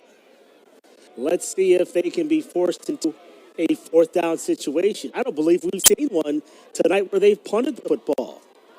Sullivan in the pocket, looking. He throws near side of the football field, and it's going to be ruled an incomplete pass, and that will bring up a 4th down situation. Well, what do you know? The punting team for the Albany State Golden Rams march onto the football field. He's the most well-rested man on the field tonight, punter for the Golden Rams. But again, you can see the kind of offensive potential, again, that they have, and you know, even playing your subs, you can see what they're doing. Gabriel Bolinas is the punter, averaging 35.7 yards. How about the long snapper, number 61, Anton Cousins out of Conley, Georgia. And that football goes out. They're going to mark it out at the 15-yard line. Clark Atlanta has been able to buy a break as far as field position all night. Not at all. With that roll, 47-yard punt. 47-yard punt credited to Bolinas. And that's he's averaging 35 yards per punt, but don't let that average fool you. He placed a number of balls inside the 20-yard line, 8 so far this season, and had one game where he put 2 inside the 5. So he's a very valuable asset. Kicker of the week. Special teams player of the week, 1 week during the course of the season as well. So really a valuable asset for the ASU Golden Rams. Most definitely. 1st down and 10 for CAU. Let's see if they can find some offense here. Odom, reverse pivoting is, you see if I can get a number because they swarmed on him quickly. Antonio Leroy and Brendan Manuel, one of the first on the scene. I believe it was 35 on the carry. That would be Joe Little. And reverse pivot would be the exact term I would use too as well. Didn't stay front side with the run, cut it back, but had no room. So I'm not exactly sure what he saw. It may have been number 34 on that carry. Let me see if I can get a correction. Could that have been Joseph Douglas on that carry? We'll give him a gain of 1 for Douglas. 2nd down and 9. In motion comes Drakar J. They throw it in the flat, and it right through the wickets, right through the 5-hole. And what number is that? That is number 15. That's Kendall Wimberley. And the second drop in the game for Wimberley. Don't expect that from a second-team preseason SIAC selection. So he's got to, as my pops would say, tighten up. Yes, he does. 3rd down and 9 for CAU. 2 receivers in the backfield protecting Odom. Odom under duress, and he is going to be tackled. He's going to be sacked, but let's hold the phones. There is a flag down. Number 91 there on the scene. That would be Joseph Davis out of Leesburg, Georgia. Here's Brian Holland with the call. Holding, offense, number 74. That penalty's declined. 4th down. And that will bring in a punting situation for the CAU Panthers where Fernando Lobo, the sophomore out of Jonesboro High School, will come in to do the punting. And again, you can see the relentless pursuit of the quarterback by that Golden Rams defensive line, including Manuel again getting to the quarterback. Odom had no time to set his feet, no time to get the ball up the field. He's just running for his life. Juwan Wooten is the deep man standing at the CAU 44-yard line. There's a snap of the punt. And it rolls, and it's going to be touched down there at the 47. 36 yards on that punt. And where Albany State will take over the football with 11:50 to play in the 3rd quarter. Our score, Albany State 35, Clarksville 0.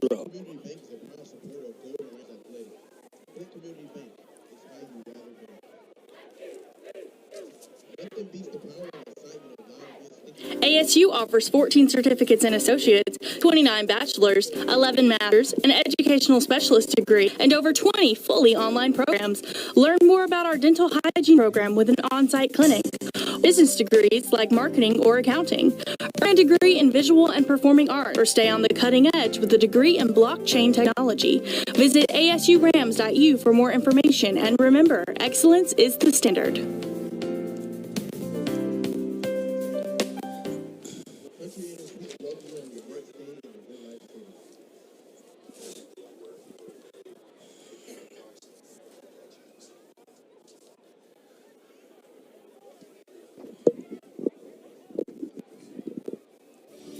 Welcome to Park Inn by Radisson Albany. Staying with us opens the door to great amenities and easy access to the very best of what this area has to offer. Located just off Dawson Road, Highway 82, we're an excellent choice of Albany State University hotels and are near Procter & Gamble. Exceptional convenience to the best local attractions helps you save on transportation costs. Attractions nearby in Flint River Aquarium, Thornatiska Hair Center, and education-oriented Shehawk Park. Get your blood flowing in our seasonal outdoor pool after your wake-up call. You may want to have lunch nearby at Henry Campbell's or Los Vaqueros. These reviews show us to be a great place. Welcome back to ASU Coliseum on the campus of Albany State. The Golden Rams have the football, first down and 10 at the CAU 47-yard line. They lead it by a score of 35-0. Twin receivers to the left, options left. Cam Ward takes it down to the 4, circles back to the 31-yard line. But there is a flag down. We'll wait and see what the call is. 16 yards on that carry. And we'll wait to find out what the call is. Further discussion. If it's a foul play, it's first down. All right. So call it a gain of 16 for Cam Ward. Cam Ward, a freshman, he actually came into this game leading the team in receptions with 6. That just tells you what kind of running team this is. Again, when your wide receivers don't even lead your team in receptions. We're going to give him 15 yards on that one. First down and 10 from the CAU 32-yard line. Cam Ward, second man, threw down to the 25-20, and now down to the 13-yard line. So that ground attack is just gouging up yardage. Again, I love a running back that runs with balance. You can see him going forward, not taking any hits and going backwards at all, and keeping his feet churning, getting those positive yards. 18 yards worth of positivity. First down and 10 for Albany State at the 13-yard line. 10 minutes and 44 seconds to play in the third quarter. Sullivan, who took over for Banu, hands the football off to Ward, who gets dragged down from behind. Andre Felder, the sophomore out of Austell, he's having a good night, to be honest with you. He is really having a good night. Again, you can see this defensive line really getting to the running game. Even though they've been able to churn up yards, the defensive line has improved over the course of the game. Corey Sullivan works with the defensive line over at CAU, while Greg Calhoun handles the offensive line.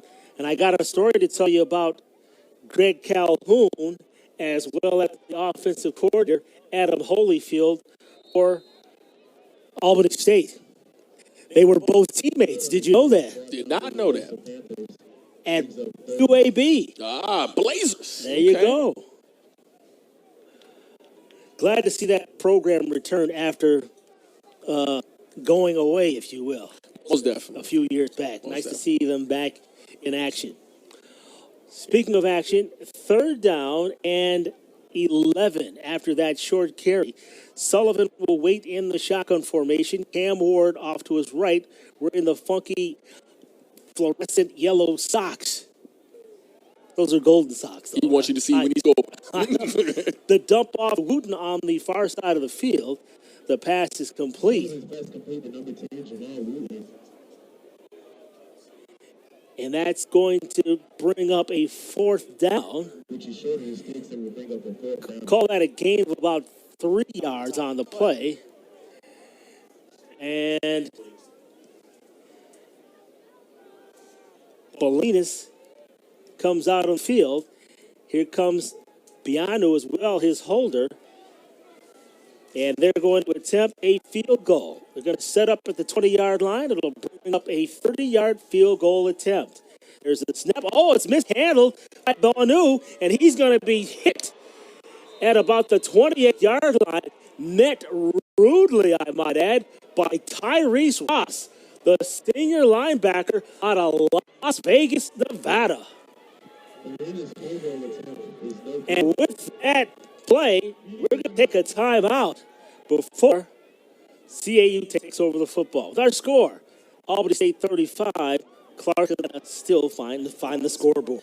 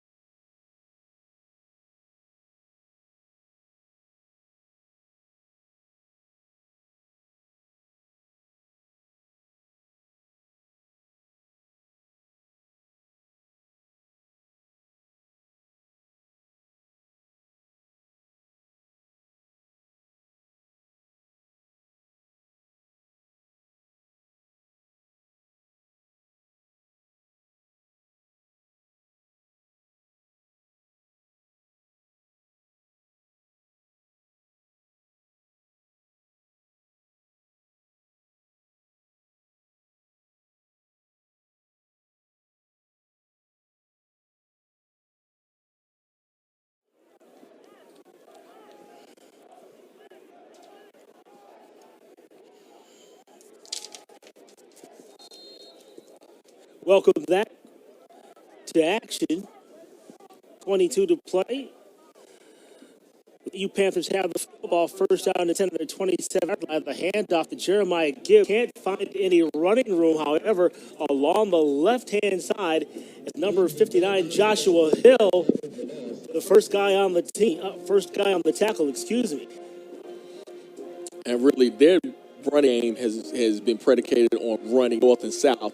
Every time they've tried to run east and west, bad things happen because, again, this defensive line is relentless to the football. Joshua Hill out of Valdosta, Georgia, had a big game last week. There's that pass, far side of the field. It is complete. Number 2, Corey King Jr.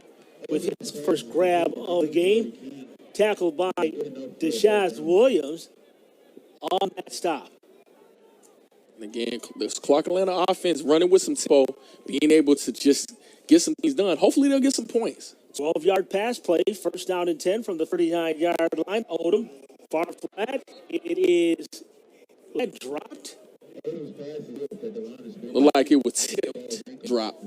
Okay, if that was tipped, it looked like Wemba Jones, number 2, so correction, number 5 coming up from his position.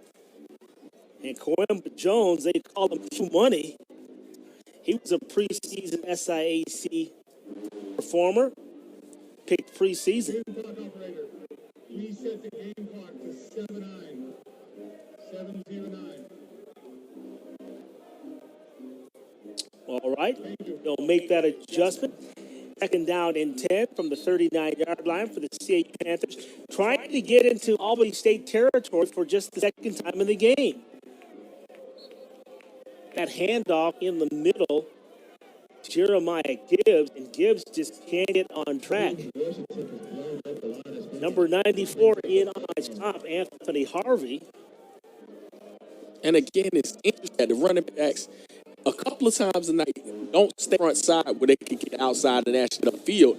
They try to have that, use that cutback lane, get some yardage, but it hadn't worked really all night.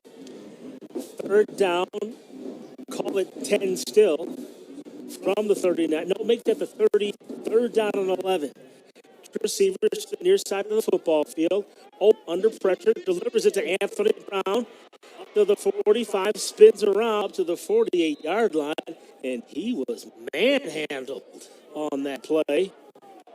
Ooh, did you get a truck number there? It looks like number 9. Was that Anthony McGrady? Yeah, Ben, but great catch, but it hurt afterwards. Look.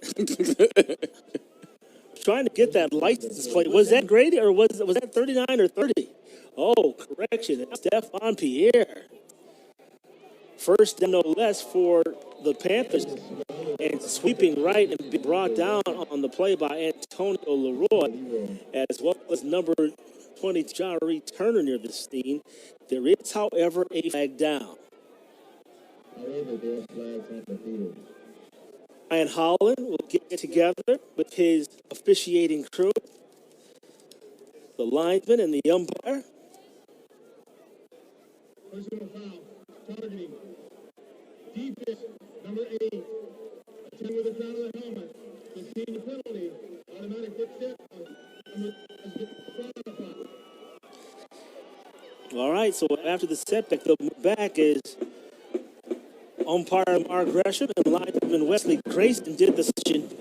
Could you be considered a decision? If you're an official, would you kind of let stuff go? Do you think you call every single thing? You know what? Because they're critiquing me, I'm going to call it. You know what I'm saying? You're going to be a snitch. Look, man, I'm like Nino Brown. Look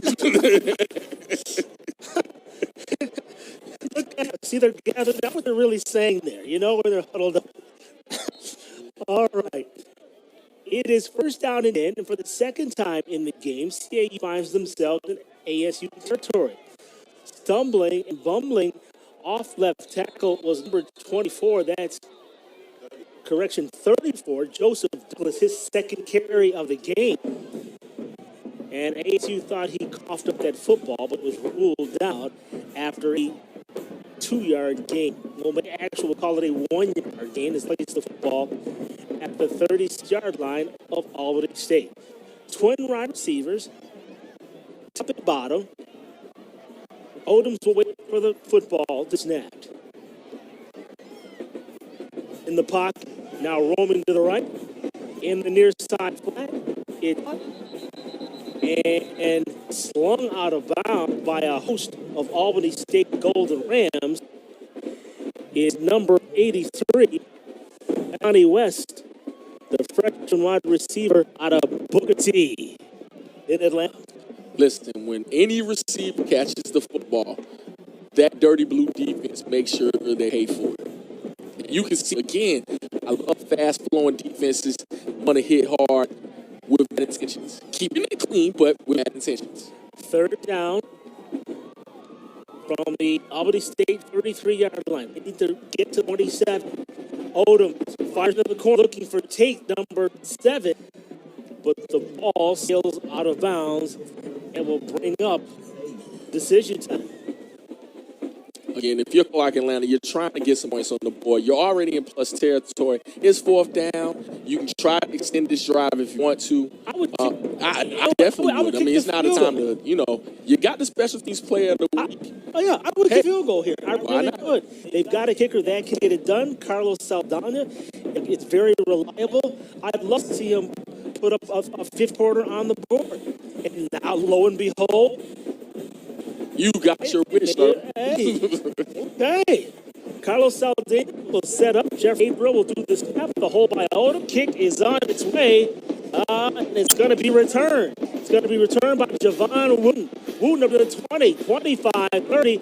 And tackled by number 91 on the play. That's Will Jones.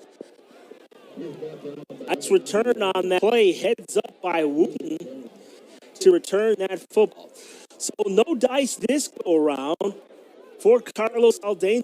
Now, he does have the leg to do it. As a matter of fact, he kicked the game winner versus Livingston to give CAU their first victory in week 1 of the season. And they also made a 50-yard field goal attempt against Lane College.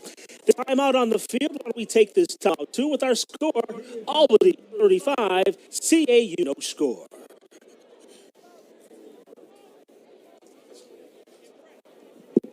ASU offers 14 certificates and associates, 29 bachelor's, 11 master's, an educational specialist degree, and over 20 fully online programs. Learn more about our dental hygiene program with an on-site clinic, or our business degrees like marketing or accounting. Earn a degree in visual and performing arts, or stay on the cutting edge with a degree in blockchain technology. Visit asurams.edu for more information, and remember, excellence is the standard.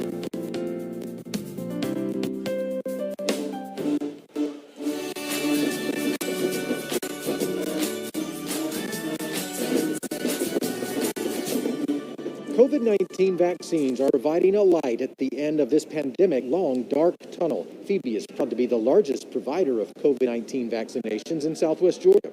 We know some of you are reluctant to get vaccinated, so here are some important facts. Widespread vaccination will end the pandemic. The sooner the majority of the population gets vaccinated, the sooner our lives can return to normal.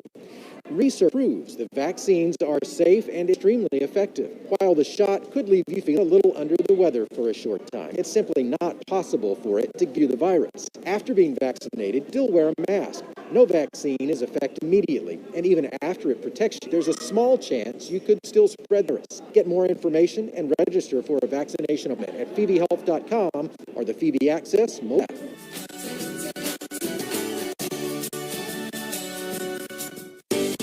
Ready to hit the open and discover something new? 5-Star Nissan of Albany is ready to help you find your next adventure safely. Whether it's servicing your vehicle or upgrading your ride, 5-Star Nissan is there for you. Taking care of your car needs has never been easier. Move forward with 5-Star Nissan of Albany. NissanAlbany.com.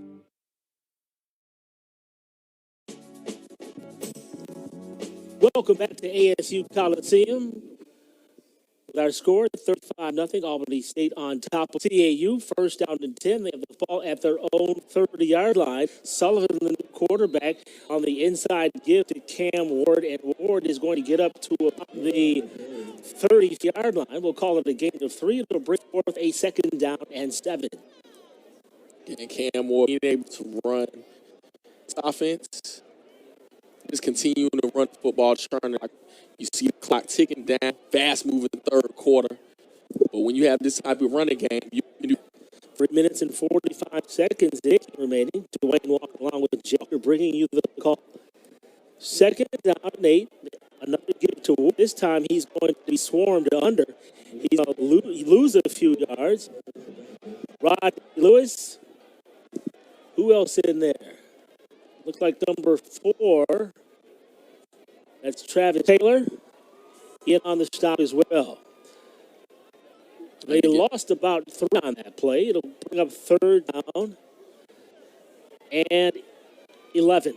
Love what I've seen again from this defensive line of Clark Atlanta. Still playing hard despite being down by so many points. Twin receivers to the top and bottom formation. Cam Ward sits behind Javon Sullivan.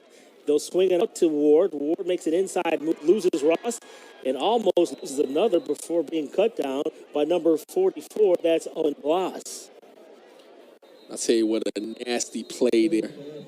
Andre Felder fell down pursuing the play, slipped awkwardly, and I hope he's okay. Owen Bloss on that tackle.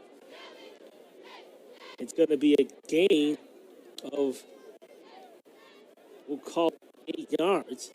But more importantly, number 93, Ari Felder, goes out, and he's on the turf. And we will pray that he is okay. As they attend to him, we see the head trainer for CAU, Vanessa Hale, along with Lance Hibbert Parrish, seeing about number 93 on Felder. There you can see on the highlight as Ward he gets cut under there, and it's the turf. Like it may have been a little friendly fire there. As he was pursuing the play, he's got knocked down. It looks like getting up off his own power, so that's a good sign. No question about it. And while we have this opportunity, the SIAC proudly welcomes Allen University and Edward Waters University as the newest members of our league. These two teams will battle it out at the end of the season, while the SIAC championship game between East and West, who will be serving as this year's host, and can catch both of those games on Saturday, November 13th, live on ESPN Plus and ESPN3 respectively. Be sure to check your ESPN cable provider listings for start times. And for just the second time, Bolinas is out punt for Albany State. Said you got to earn your scholarship too, sir. Question, how about the long snapper, number 61, Anton Cousins from Conley? He's 5'4" tall, but he plays a big role in special teams. There's the boot.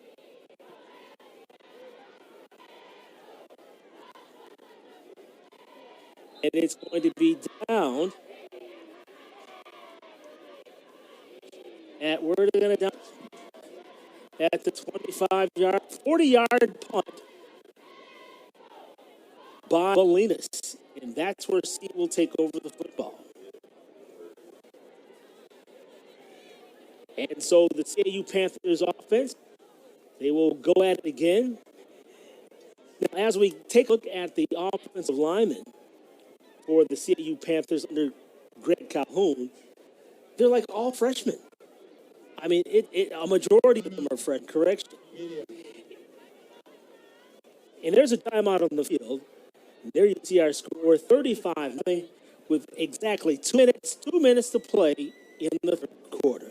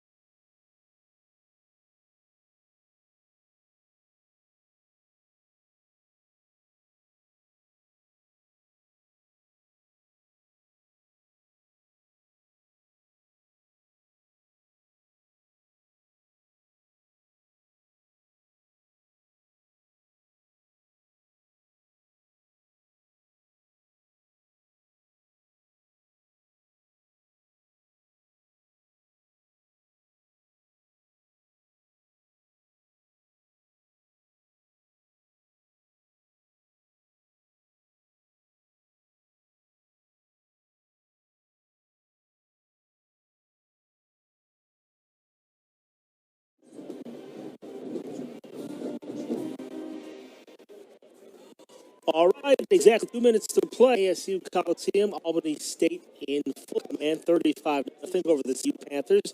But they have the football, does CAU. First and 10 at the 25, moving from to right.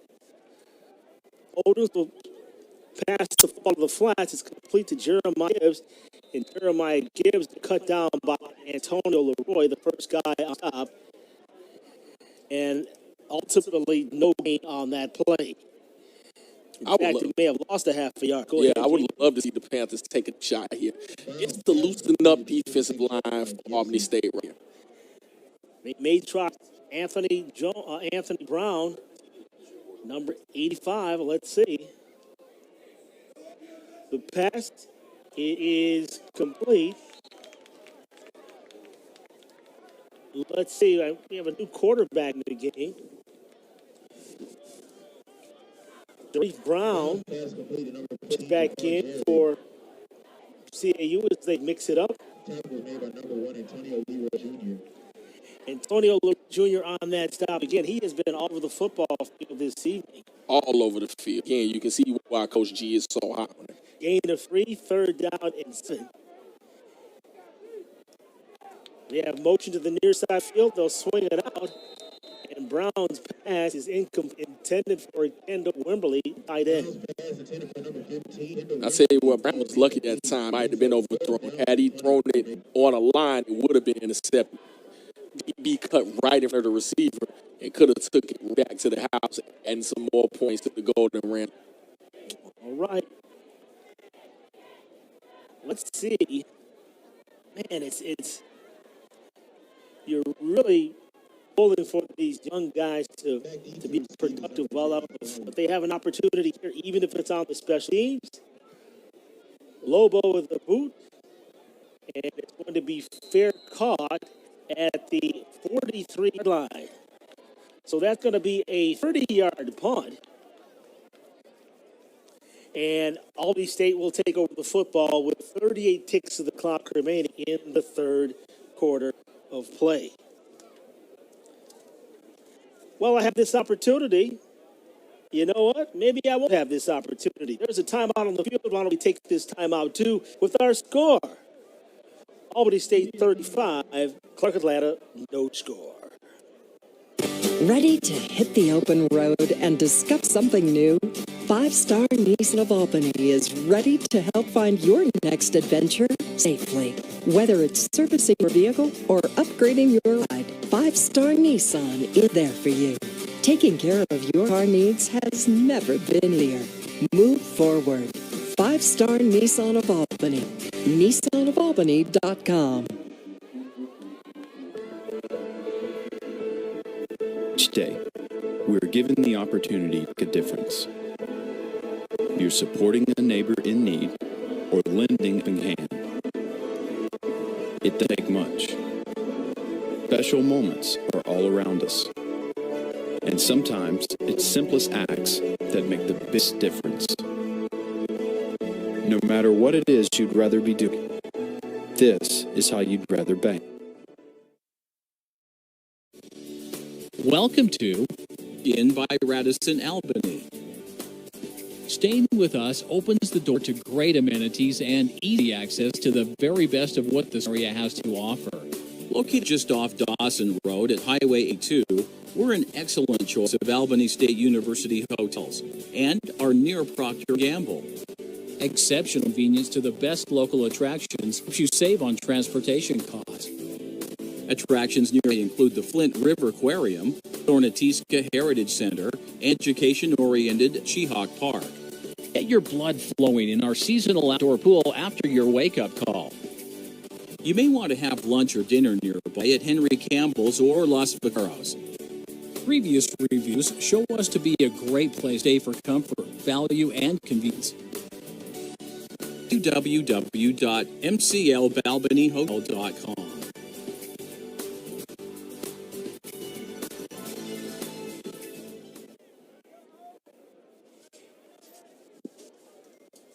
Here at an incredible night for fall, the home team, Albany State, leads it by a score of 35-0 over CU, and they have the football first out at their own 3-yard line. Up the gut is Ward, and he's stopped by number 32. That's Tyler Wimberly.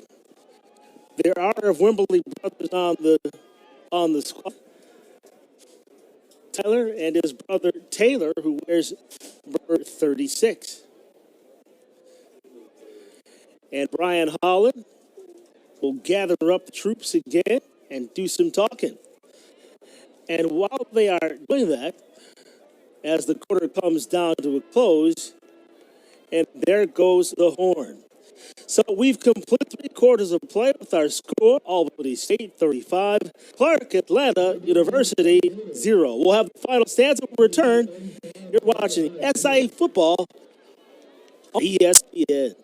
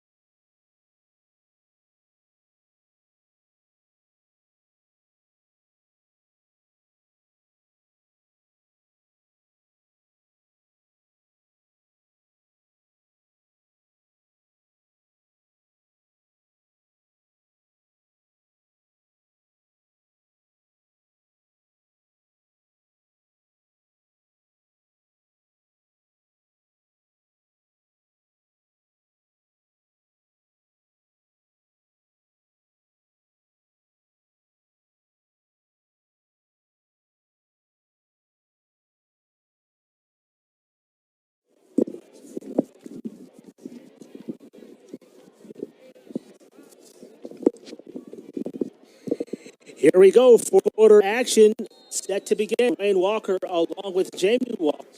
Albany State have the lead and the football. In motion comes number 2, Christian Grant, was already caught a touchdown pass today. Sullivan back to pass, looking, throwing down the field, and it is almost intercepted. Intended for number 18, Joe Shorter. He was double teamed on that down there. They did a nice job of bracketing him. Jaden Roberson, the 5'10" freshman from Mobile, on the coverage is up. Again, you don't want to give up any more points if you're that Clark Atlanta defense. You've been on the field a long time anyway, so you don't want to give up any points. And right now, hey, you're 0-0 in the second half. Again, second half ball up. Jaden Sullivan, the freshman quarterback out of Winder, getting a nice opportunity here to show what he can do. And he throws the football up in the air again, and it's going to be caught. Caught there by Joe Shorter. And he stumbles down to the 3-yard line. Well. He is mad at himself because he stayed on his feet. Sorry about Jamie. Go ahead. Lost the opportunity to get his touchdown, but phenomenal throw by Sullivan. If you're looking at the way they're able to throw the ball down the field, a couple of different ways you can look at what's going on. You see the second quarterback, and they still want to run their offense. They want to score too. 50-yard connect, Sullivan to Shorter. How about that? Brian Holland, he has a call there. He took his right hand out. And I know if this were basketball, that would mean there would be a free throw violation. So I'll have to double check. I'm going to double check in the rule book to actually find out what that means. Forgive me. Charge. Oh, no. Oh, my goodness. Anyway, for Shorter, who had a touchdown reception tonight, his second of the season, that 50-yarder right there eclipsed the longest catch he had of the season, which was previously a 29-yard pass reception. And with this team, you're going to break a lot of records just because of what they do. You know, it used to be an old term that Seattle Seahawks coach Josh used to say, he's a crown Chuck. So they were on the ground. That is exactly what Auburn does. First down and goal from the 3-yard line. Sullivan will roll out to his right, looking in the flat, and it's going to be caught. First down. At the touchdown to number 81. Wait a minute. Is there a flag? No. I think he actually called a touchdown. He never went into the and the ball didn't break the pylon. So what do they call there? Was he in or out at the one? Oh, he out at the 1-yard line. Give my assumption to be able to bring up second down and goal from the 1-yard line. That football was complete, though. Oliver Davis, 3 tight end.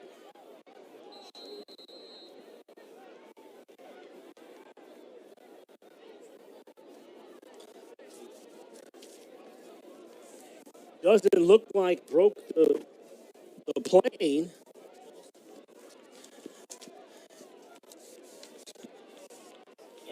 And number 2, Torrey Sapp, it looks like, carried that football. Torrey Sapp, a 5'9" junior out of Thomasville, Georgia. His first action on the evening. Third down and goal. There's Sapp trying to eke through. Does he? He does. Torrey Sapp with a 2-yard touchdown score.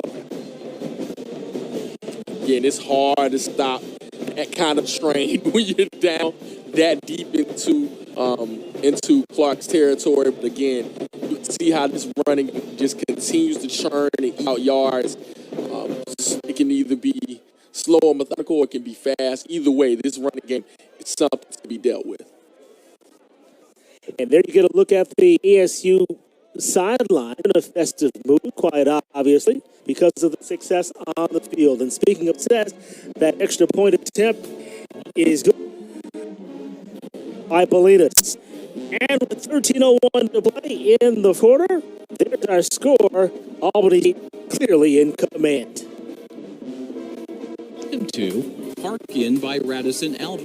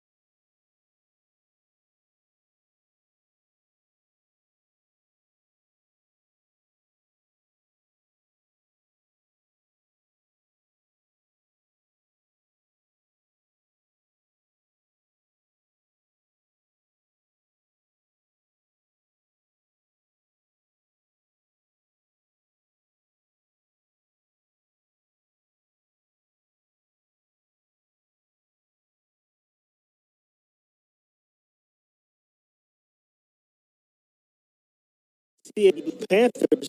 And we'll just recap the scoring right. First quarter, Albany State scored a couple of touchdowns. Marquise Falk scored both of them from 5 and 7 yards out. 3 scores in the second stanza for Albany State as well. They were all touchdown passes. Javon Wooten, Christian Grant, and Jaleel Johnson caught them, and that put Albany State up 35 at half. No scoring in the third, and to begin the fourth quarter of play, 6-play, 58-yard drive in 2 minutes and 31 seconds, capped off by a 2-yard run by Torrey Sapp, and that's where he sits. Bolinas is going to kick off the football for ASU. Who we have? Weston Tate back deep, if my eyes beseech me. Yes, it does. Getting dark, sir. It is West. And West returns that football up to about the 25-yard.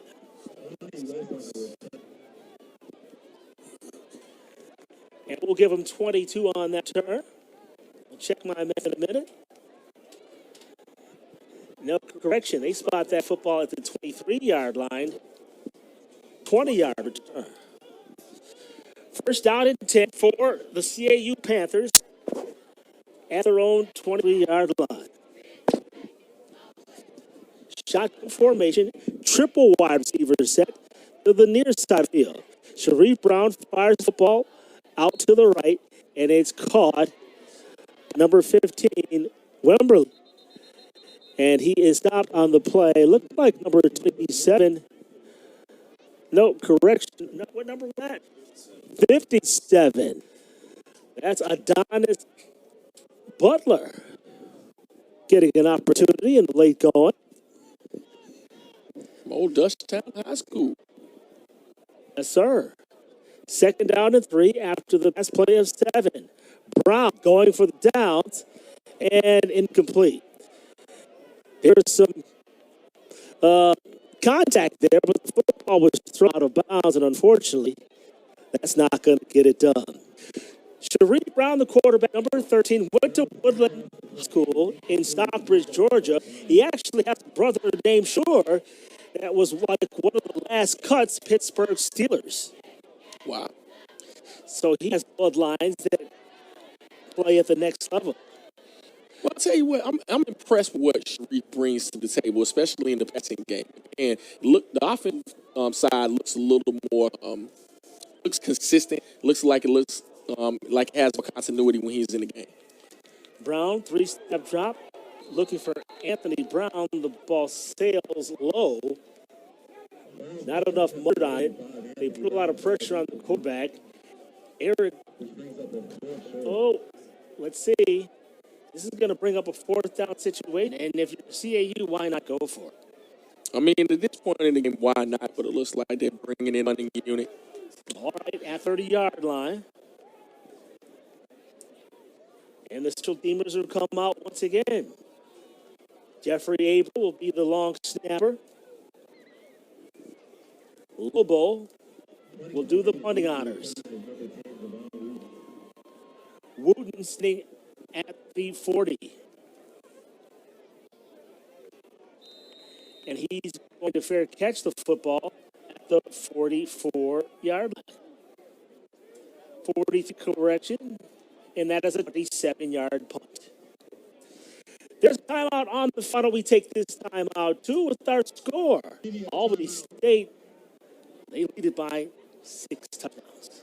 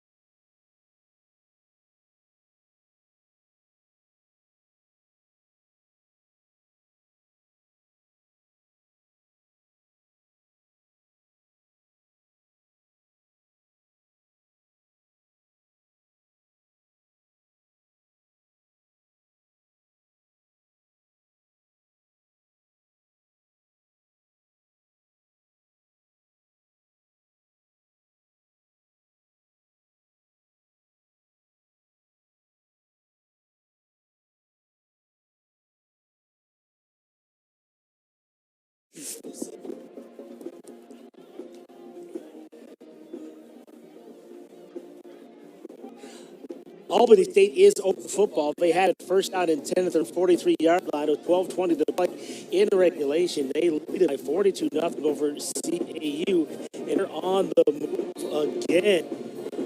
That was a handoff to number 40, Jacqueline, 5'9", freshman out of Tallahassee, Florida.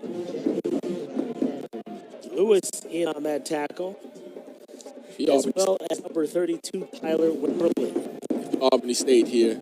You simply want to run that football and get out of here as injury-free as possible. Second down,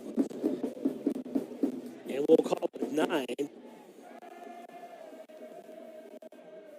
Waiting for the snap. Going up top. Now, no, dropping it down. Intended for Lynn, but he handles the football. And there you speak of it. You got an offensive lineman hobbling out right now. Trey Pringle, the 6'3", 275-pounder, Otterford High School. Limps off the field. Jamie, to your point, you just want to get guys healthy. And I'd be remiss if I didn't mention that already Albany State are missing 2 wide receivers, starting receivers, and Ralph Lovett, as well as Rashad Jordan. And that may be why you still see a couple of receivers that started in there. Third down 9 from the 44-yard line. Sully is going to lambaste it. Quarterback sack. Is that Devontae Pollard, number 96? Whoa. How about it? He records his first sack of the campaign. He's 6', 200-pound freshman linebacker from Long Beach. How about it? Long Beach, California. That's a long way to come. Yes, it is. Snoop must give him a ticket. But I'll tell you what, he had a... Well, hold on a second. We're not going to say that. No, not going to say that. I don't believe that's true. But I said he had a beeline straight to the quarterback that time. And I tell you what, if he hadn't ducked, it may have been a whole lot harder. Bolinas ended the punting. It's going to be fair caught down at the 30-yard line. That's going to be a 30-yard, 40-yard punt.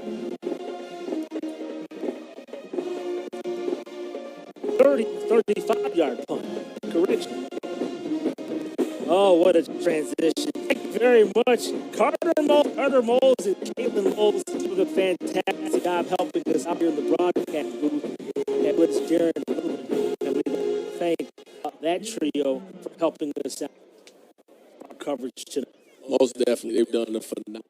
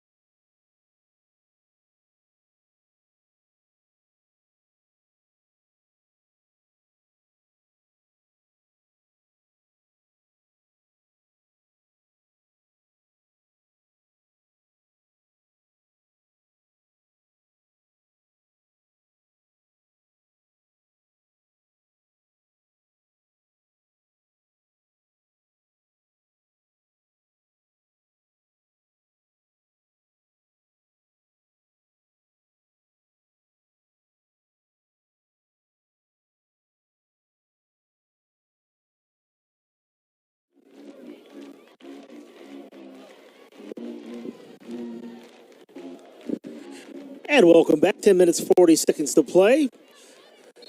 Nike is the official apparel company of the SIAC. And speaking of which, with a brand spanking new jersey on, a new quarterback, Deshaun Kirsch, number 1, at the helm. He's going to call his own number, and he will rush the football up to about the 38-yard line. So he comes right in, and it's a quarterback keeper of 8 yards. So we'll see our third quarterback day, and this is yet another opportunity for the 6'1 sophomore from Carroll City, Florida. Let's see what he can do.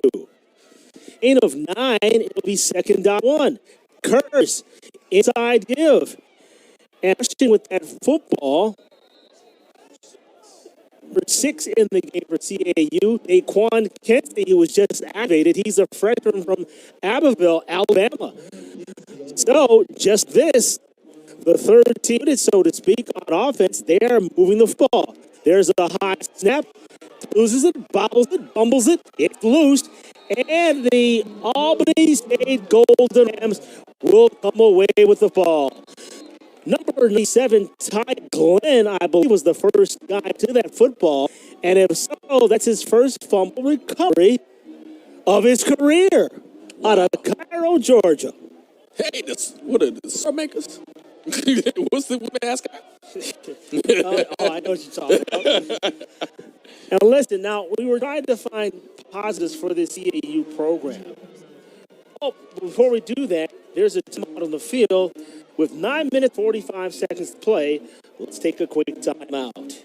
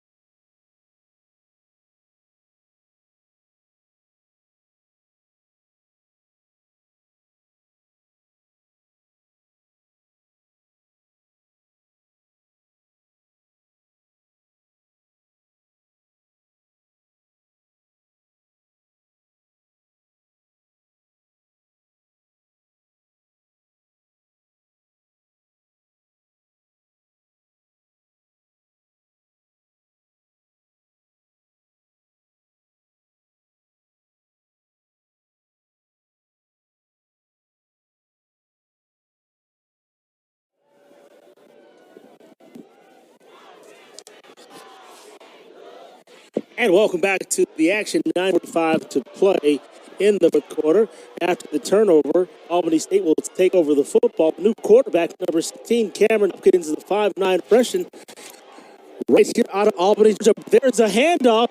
It's going to be number 25, Malik Pierce. Pierce marches his way down. So let's see where they mark that football.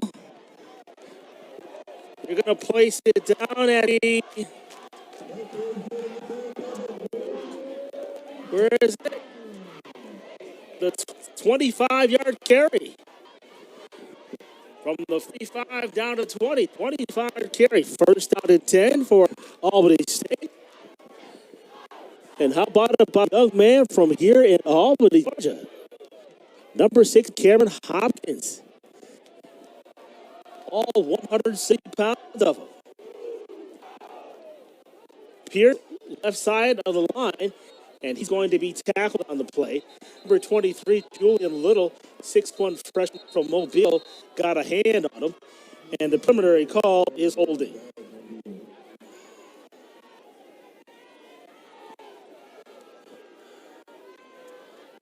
Brian Holland confirms that and move him back, but here comes the official call.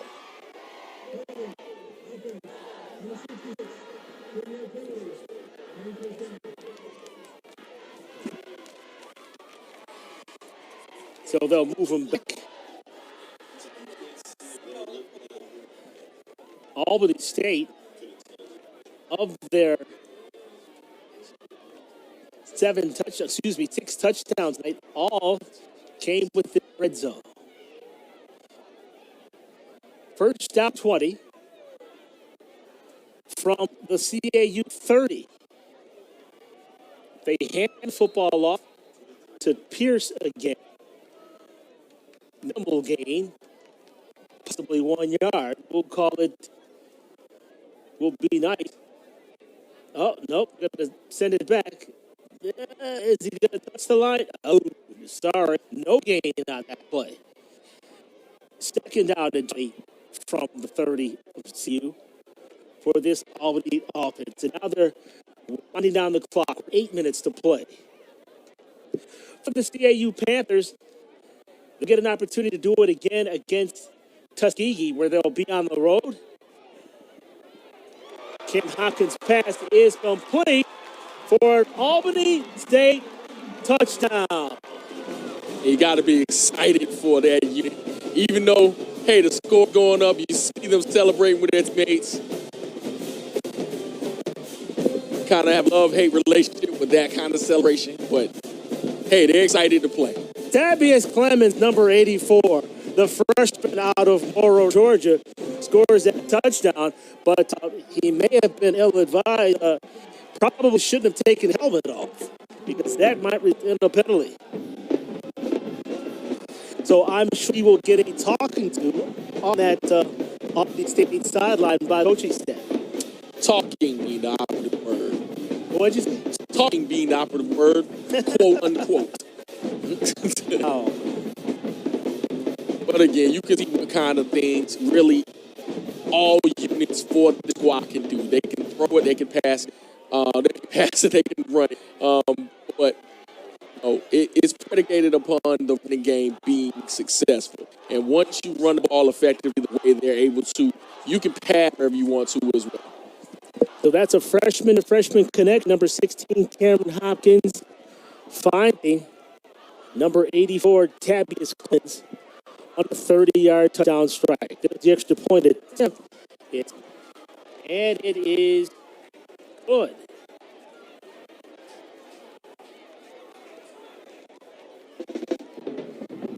How about that? It's 49-0 with 7:41 to play. As you said, Coach Gabe Gardenia come out and congratulate his troops. Whoa.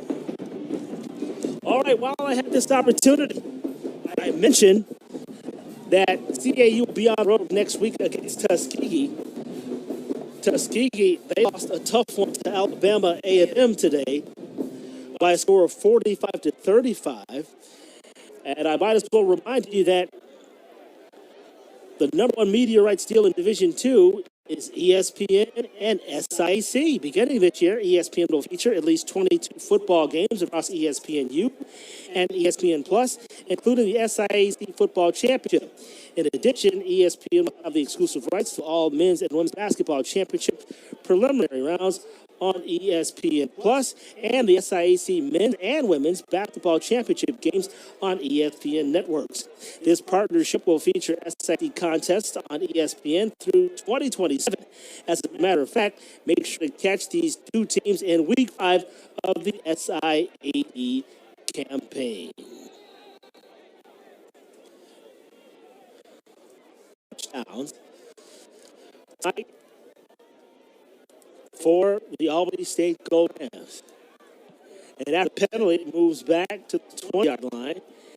And that's going to be kicked out of bounds. And that's going to be a penalty. If I'm CAU on this go-round, I'd make them kick it again. Oh, definitely. You'd get a chance to return it. They already pinned back. Hey, You're trying some points on the board.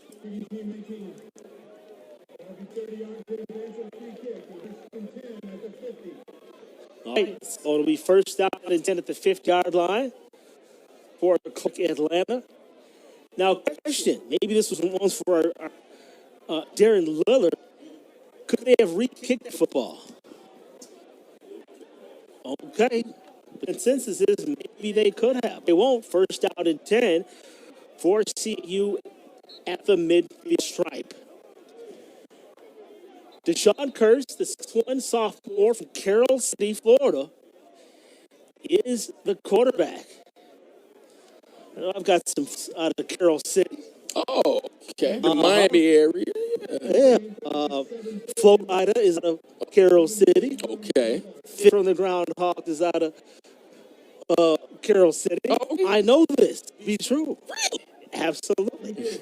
They are serious about their Little League football. Yes. In Carroll City. Look, I thought that about the Atlanta metro area. So I met some Miami folks. Miami, Yes. their little football is no joke. First down and 10.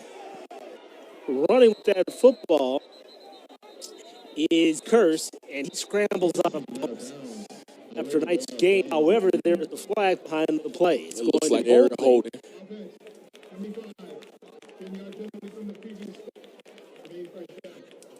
Elijah Burks, the culprit, the 296-pound sophomore out of Powder Springs.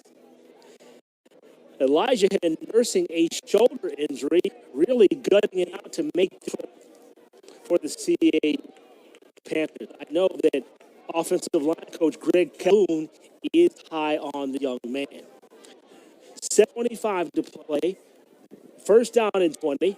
Delayed draw by the quarterback Kearse, and he's going to be taken down by number 43, Eric Price, a bandit out of Leesburg, Georgia.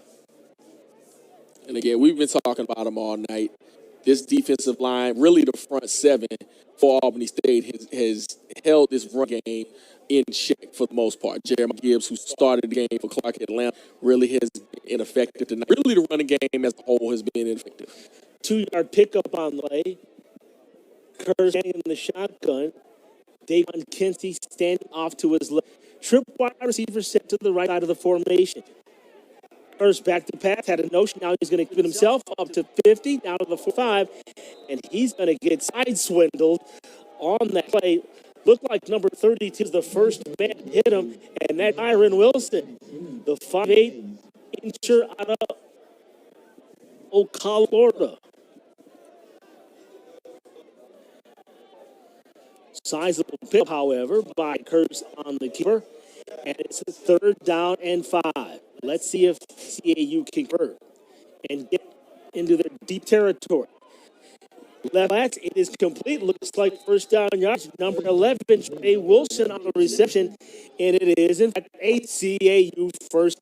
CAU only accumulated 5 first downs in the first half, so it's really been slow going on the offense of the football.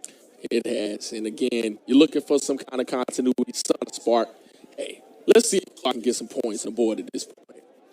5-4 and ticking. First and 10 from the Albany 39. Kearse surveying. Kearse is going to be tackled. Number 97, Ty Glenn. He's got a fumble recovery. He's got sack to go on his ledger. How about that for the 6'2" freshman? Correction, this 3" freshman. Having a heck of a night so far. And again, he got off his block, got off the engagement with the offensive lineman, saw the quarterback go to that area and just simply put him on the ground. Loss of 3 on the quarterback stack. There's snap. Kearse surveying. Now he's going to try to scramble out of the pocket down to the 35, and he slides into second base. And there's going to be a flag down. Number 49 on that play for the Albany State Golden Rams could not resist trying to take a shot. You know what? I know it's hard to stop momentum when the quarterback's going. 15-yard penalty, automatic first down. Yeah, it's hard to stop your momentum once you're in flight. And they didn't have number 49. That's Ethan Bell. He's a freshman. So seeing a couple of freshman mistakes, we saw the one by the wide receiver that caught the touchdown. When he took his helmet off, they cost his team some. And now we see on this play, another freshman causes the team some yardage. And I'm sure Coach Gabe Gardena is not going to be happy about that. Coach Gardena, I believe, all that time out. And we'll keep it right here with 4 minutes and 48 seconds to play. And while I have the opportunity, I just wanted to take the time to send out condolences to a couple of members on our crew. Jamie Walker and Eric Tabor, to produce tonight's program. Both those gentlemen recently lost family members. And we'd like to send out our sincerest of condolences to both families as they go through this process. I wanted to just take the time out to acknowledge that. Much appreciated, man. Much appreciated.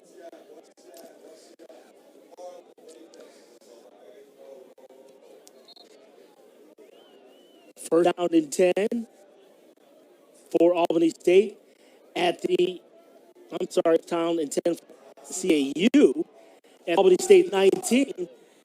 And briefly there was some lead for number 6, Daquan Kensey. But again, a flag came down. And this is the deepest penetration for the Panthers offense so far this evening, the 19-yard line. But let's see what the call is from Brian Holland.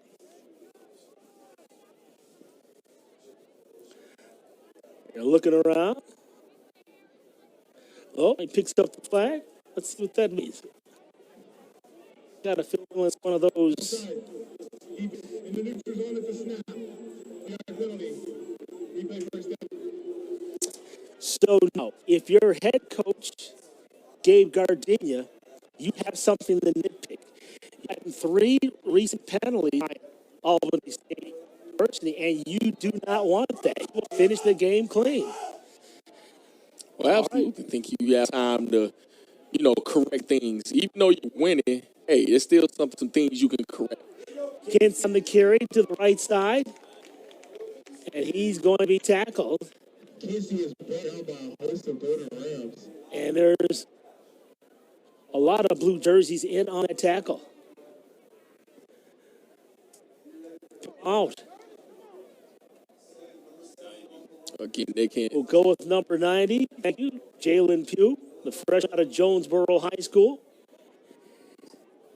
And it's second down, we'll call it 7. Kurtz going for the end zone. And it's too long. Excellent coverage on the play. Number 31, Femi Mays. Excellent for that time. Really double cover. Had no one to throw the ball to. It was just a matter of trying to get into the end zone at this point. Really, 3:51 left game. You're trying to score. So, hey, tuck the ball up, see what happens. Jared Tate, the intended receiver. Trip wide receivers near side of the football field as AU desperately tries to post 6, on this possession. Curse, fire for the end zone. He's got a man. The ball is incomplete, but a flag goes down. And it looks as though that penalty is going to test number 45, Shannon Carter, who got a little too.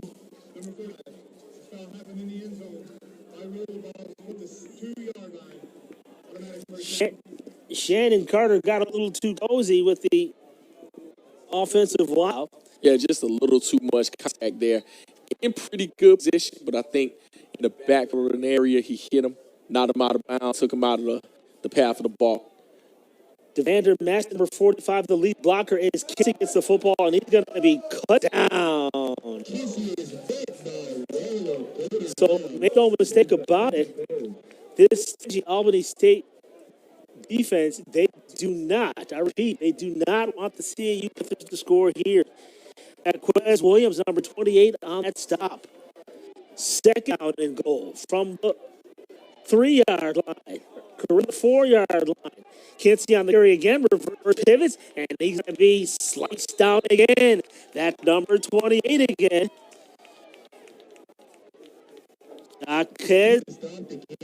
Williams, 5'8" freshman out of Redan High School. If I'm not mistaken, that's in Stone Mountain, Georgia. Yes, well, Redan, technically, but yes. Oh, Redan. Yes. Oh, excuse me, yes. duh. Yes, the Redanders. Yes, most definitely. But you can see, the Golden Rams do not, the Dirty Blue defense does not want them to score at all. You can see the intent, you can hear the intent in this booth, but you can definitely see it field. 3rd down and goal for 4-yard line. Curse. Delayed ball up the middle. Dives to the end zone. Going to be short. Number 90, Jalen Pugh, the freshman out of Jonesboro, Georgia, did not want him to score. And it brings up 4th down and decision time here. For team morale, do you want to host some type of points? They're going to go for them. So I respect it. Go for the 6. Yeah, why not? See what happens. Why not? Mano and mano. It's that tough man football that you're looking. 4th down and goal for the Panthers from the 1. In motion is Meston. They give. They do not receive. So, goal line stands by the Albany State defense. And I'll give that, I'll get a team tackle as half the team comes out to greet that defensive unit. Call it an entire stadium stop because, they got to come to it. Everyone would cheer. You could hear the coaches in the booth, hollering from up here. They wanted to stop. No touchdowns. No question about it. And you can hear the broadcasters make that call as well. And hey, listen, speaking of broadcasters, I would definitely be remiss if I didn't acknowledge the late, great Frederick Doxels, who was inducted into the Georgia Radio Hall of Fame. His son, Felix Suttles, does a fine job on the Albany State broadcast, and we would like to acknowledge that very special award, the Georgia Radio Hall of Fame. Most definitely.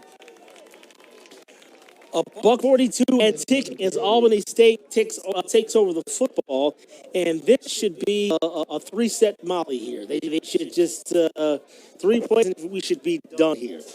49-0. 1:28 play on the game clock, 17 on the play clock, and wow, impressive. Hey, listen. Also, while I have this opportunity. The Race to Rock has returned for the 2021 SIAC Cross Country Championship. As there's a loss on that play, on that carry. The SIAC Cross Country Championship will take place in Rock Hill, South Carolina on October 22nd, 2021. And follow the SIAC on Facebook, Instagram, and Twitter. The SIAC All Access coverage. 4 seconds to play in the game. The State will just die down clock here. And for the Gold Rams, their record will improve to 3-1 on the season. Clark Atlanta will fall to 1-3. And Jamie, as we come to a conclusion here, really, they pretty much decided in first possession. Absolutely. Whenever you have a team that impose their will with a running game, you're going to have a long night. No question about it. And there goes the horn with the final score. Albany State Golden Rams 49. The Clark Atlanta University Panthers no score. And how about a quick wrap here, Jamie? Man, the All-State Golden Rams, they did it every way you could do it. They scored on the ground. They scored in the air. We had an opportunity to see 3 different quarterbacks. They went 4 lines deep. And it was clearly a dominating performance here. Once again, when you can establish this kind of depth, you love these kind of games, number one, because, of course, you got at least one more than the opponent. But along that, you impose your will on another team. You're right in the thick of the SIAC East race. And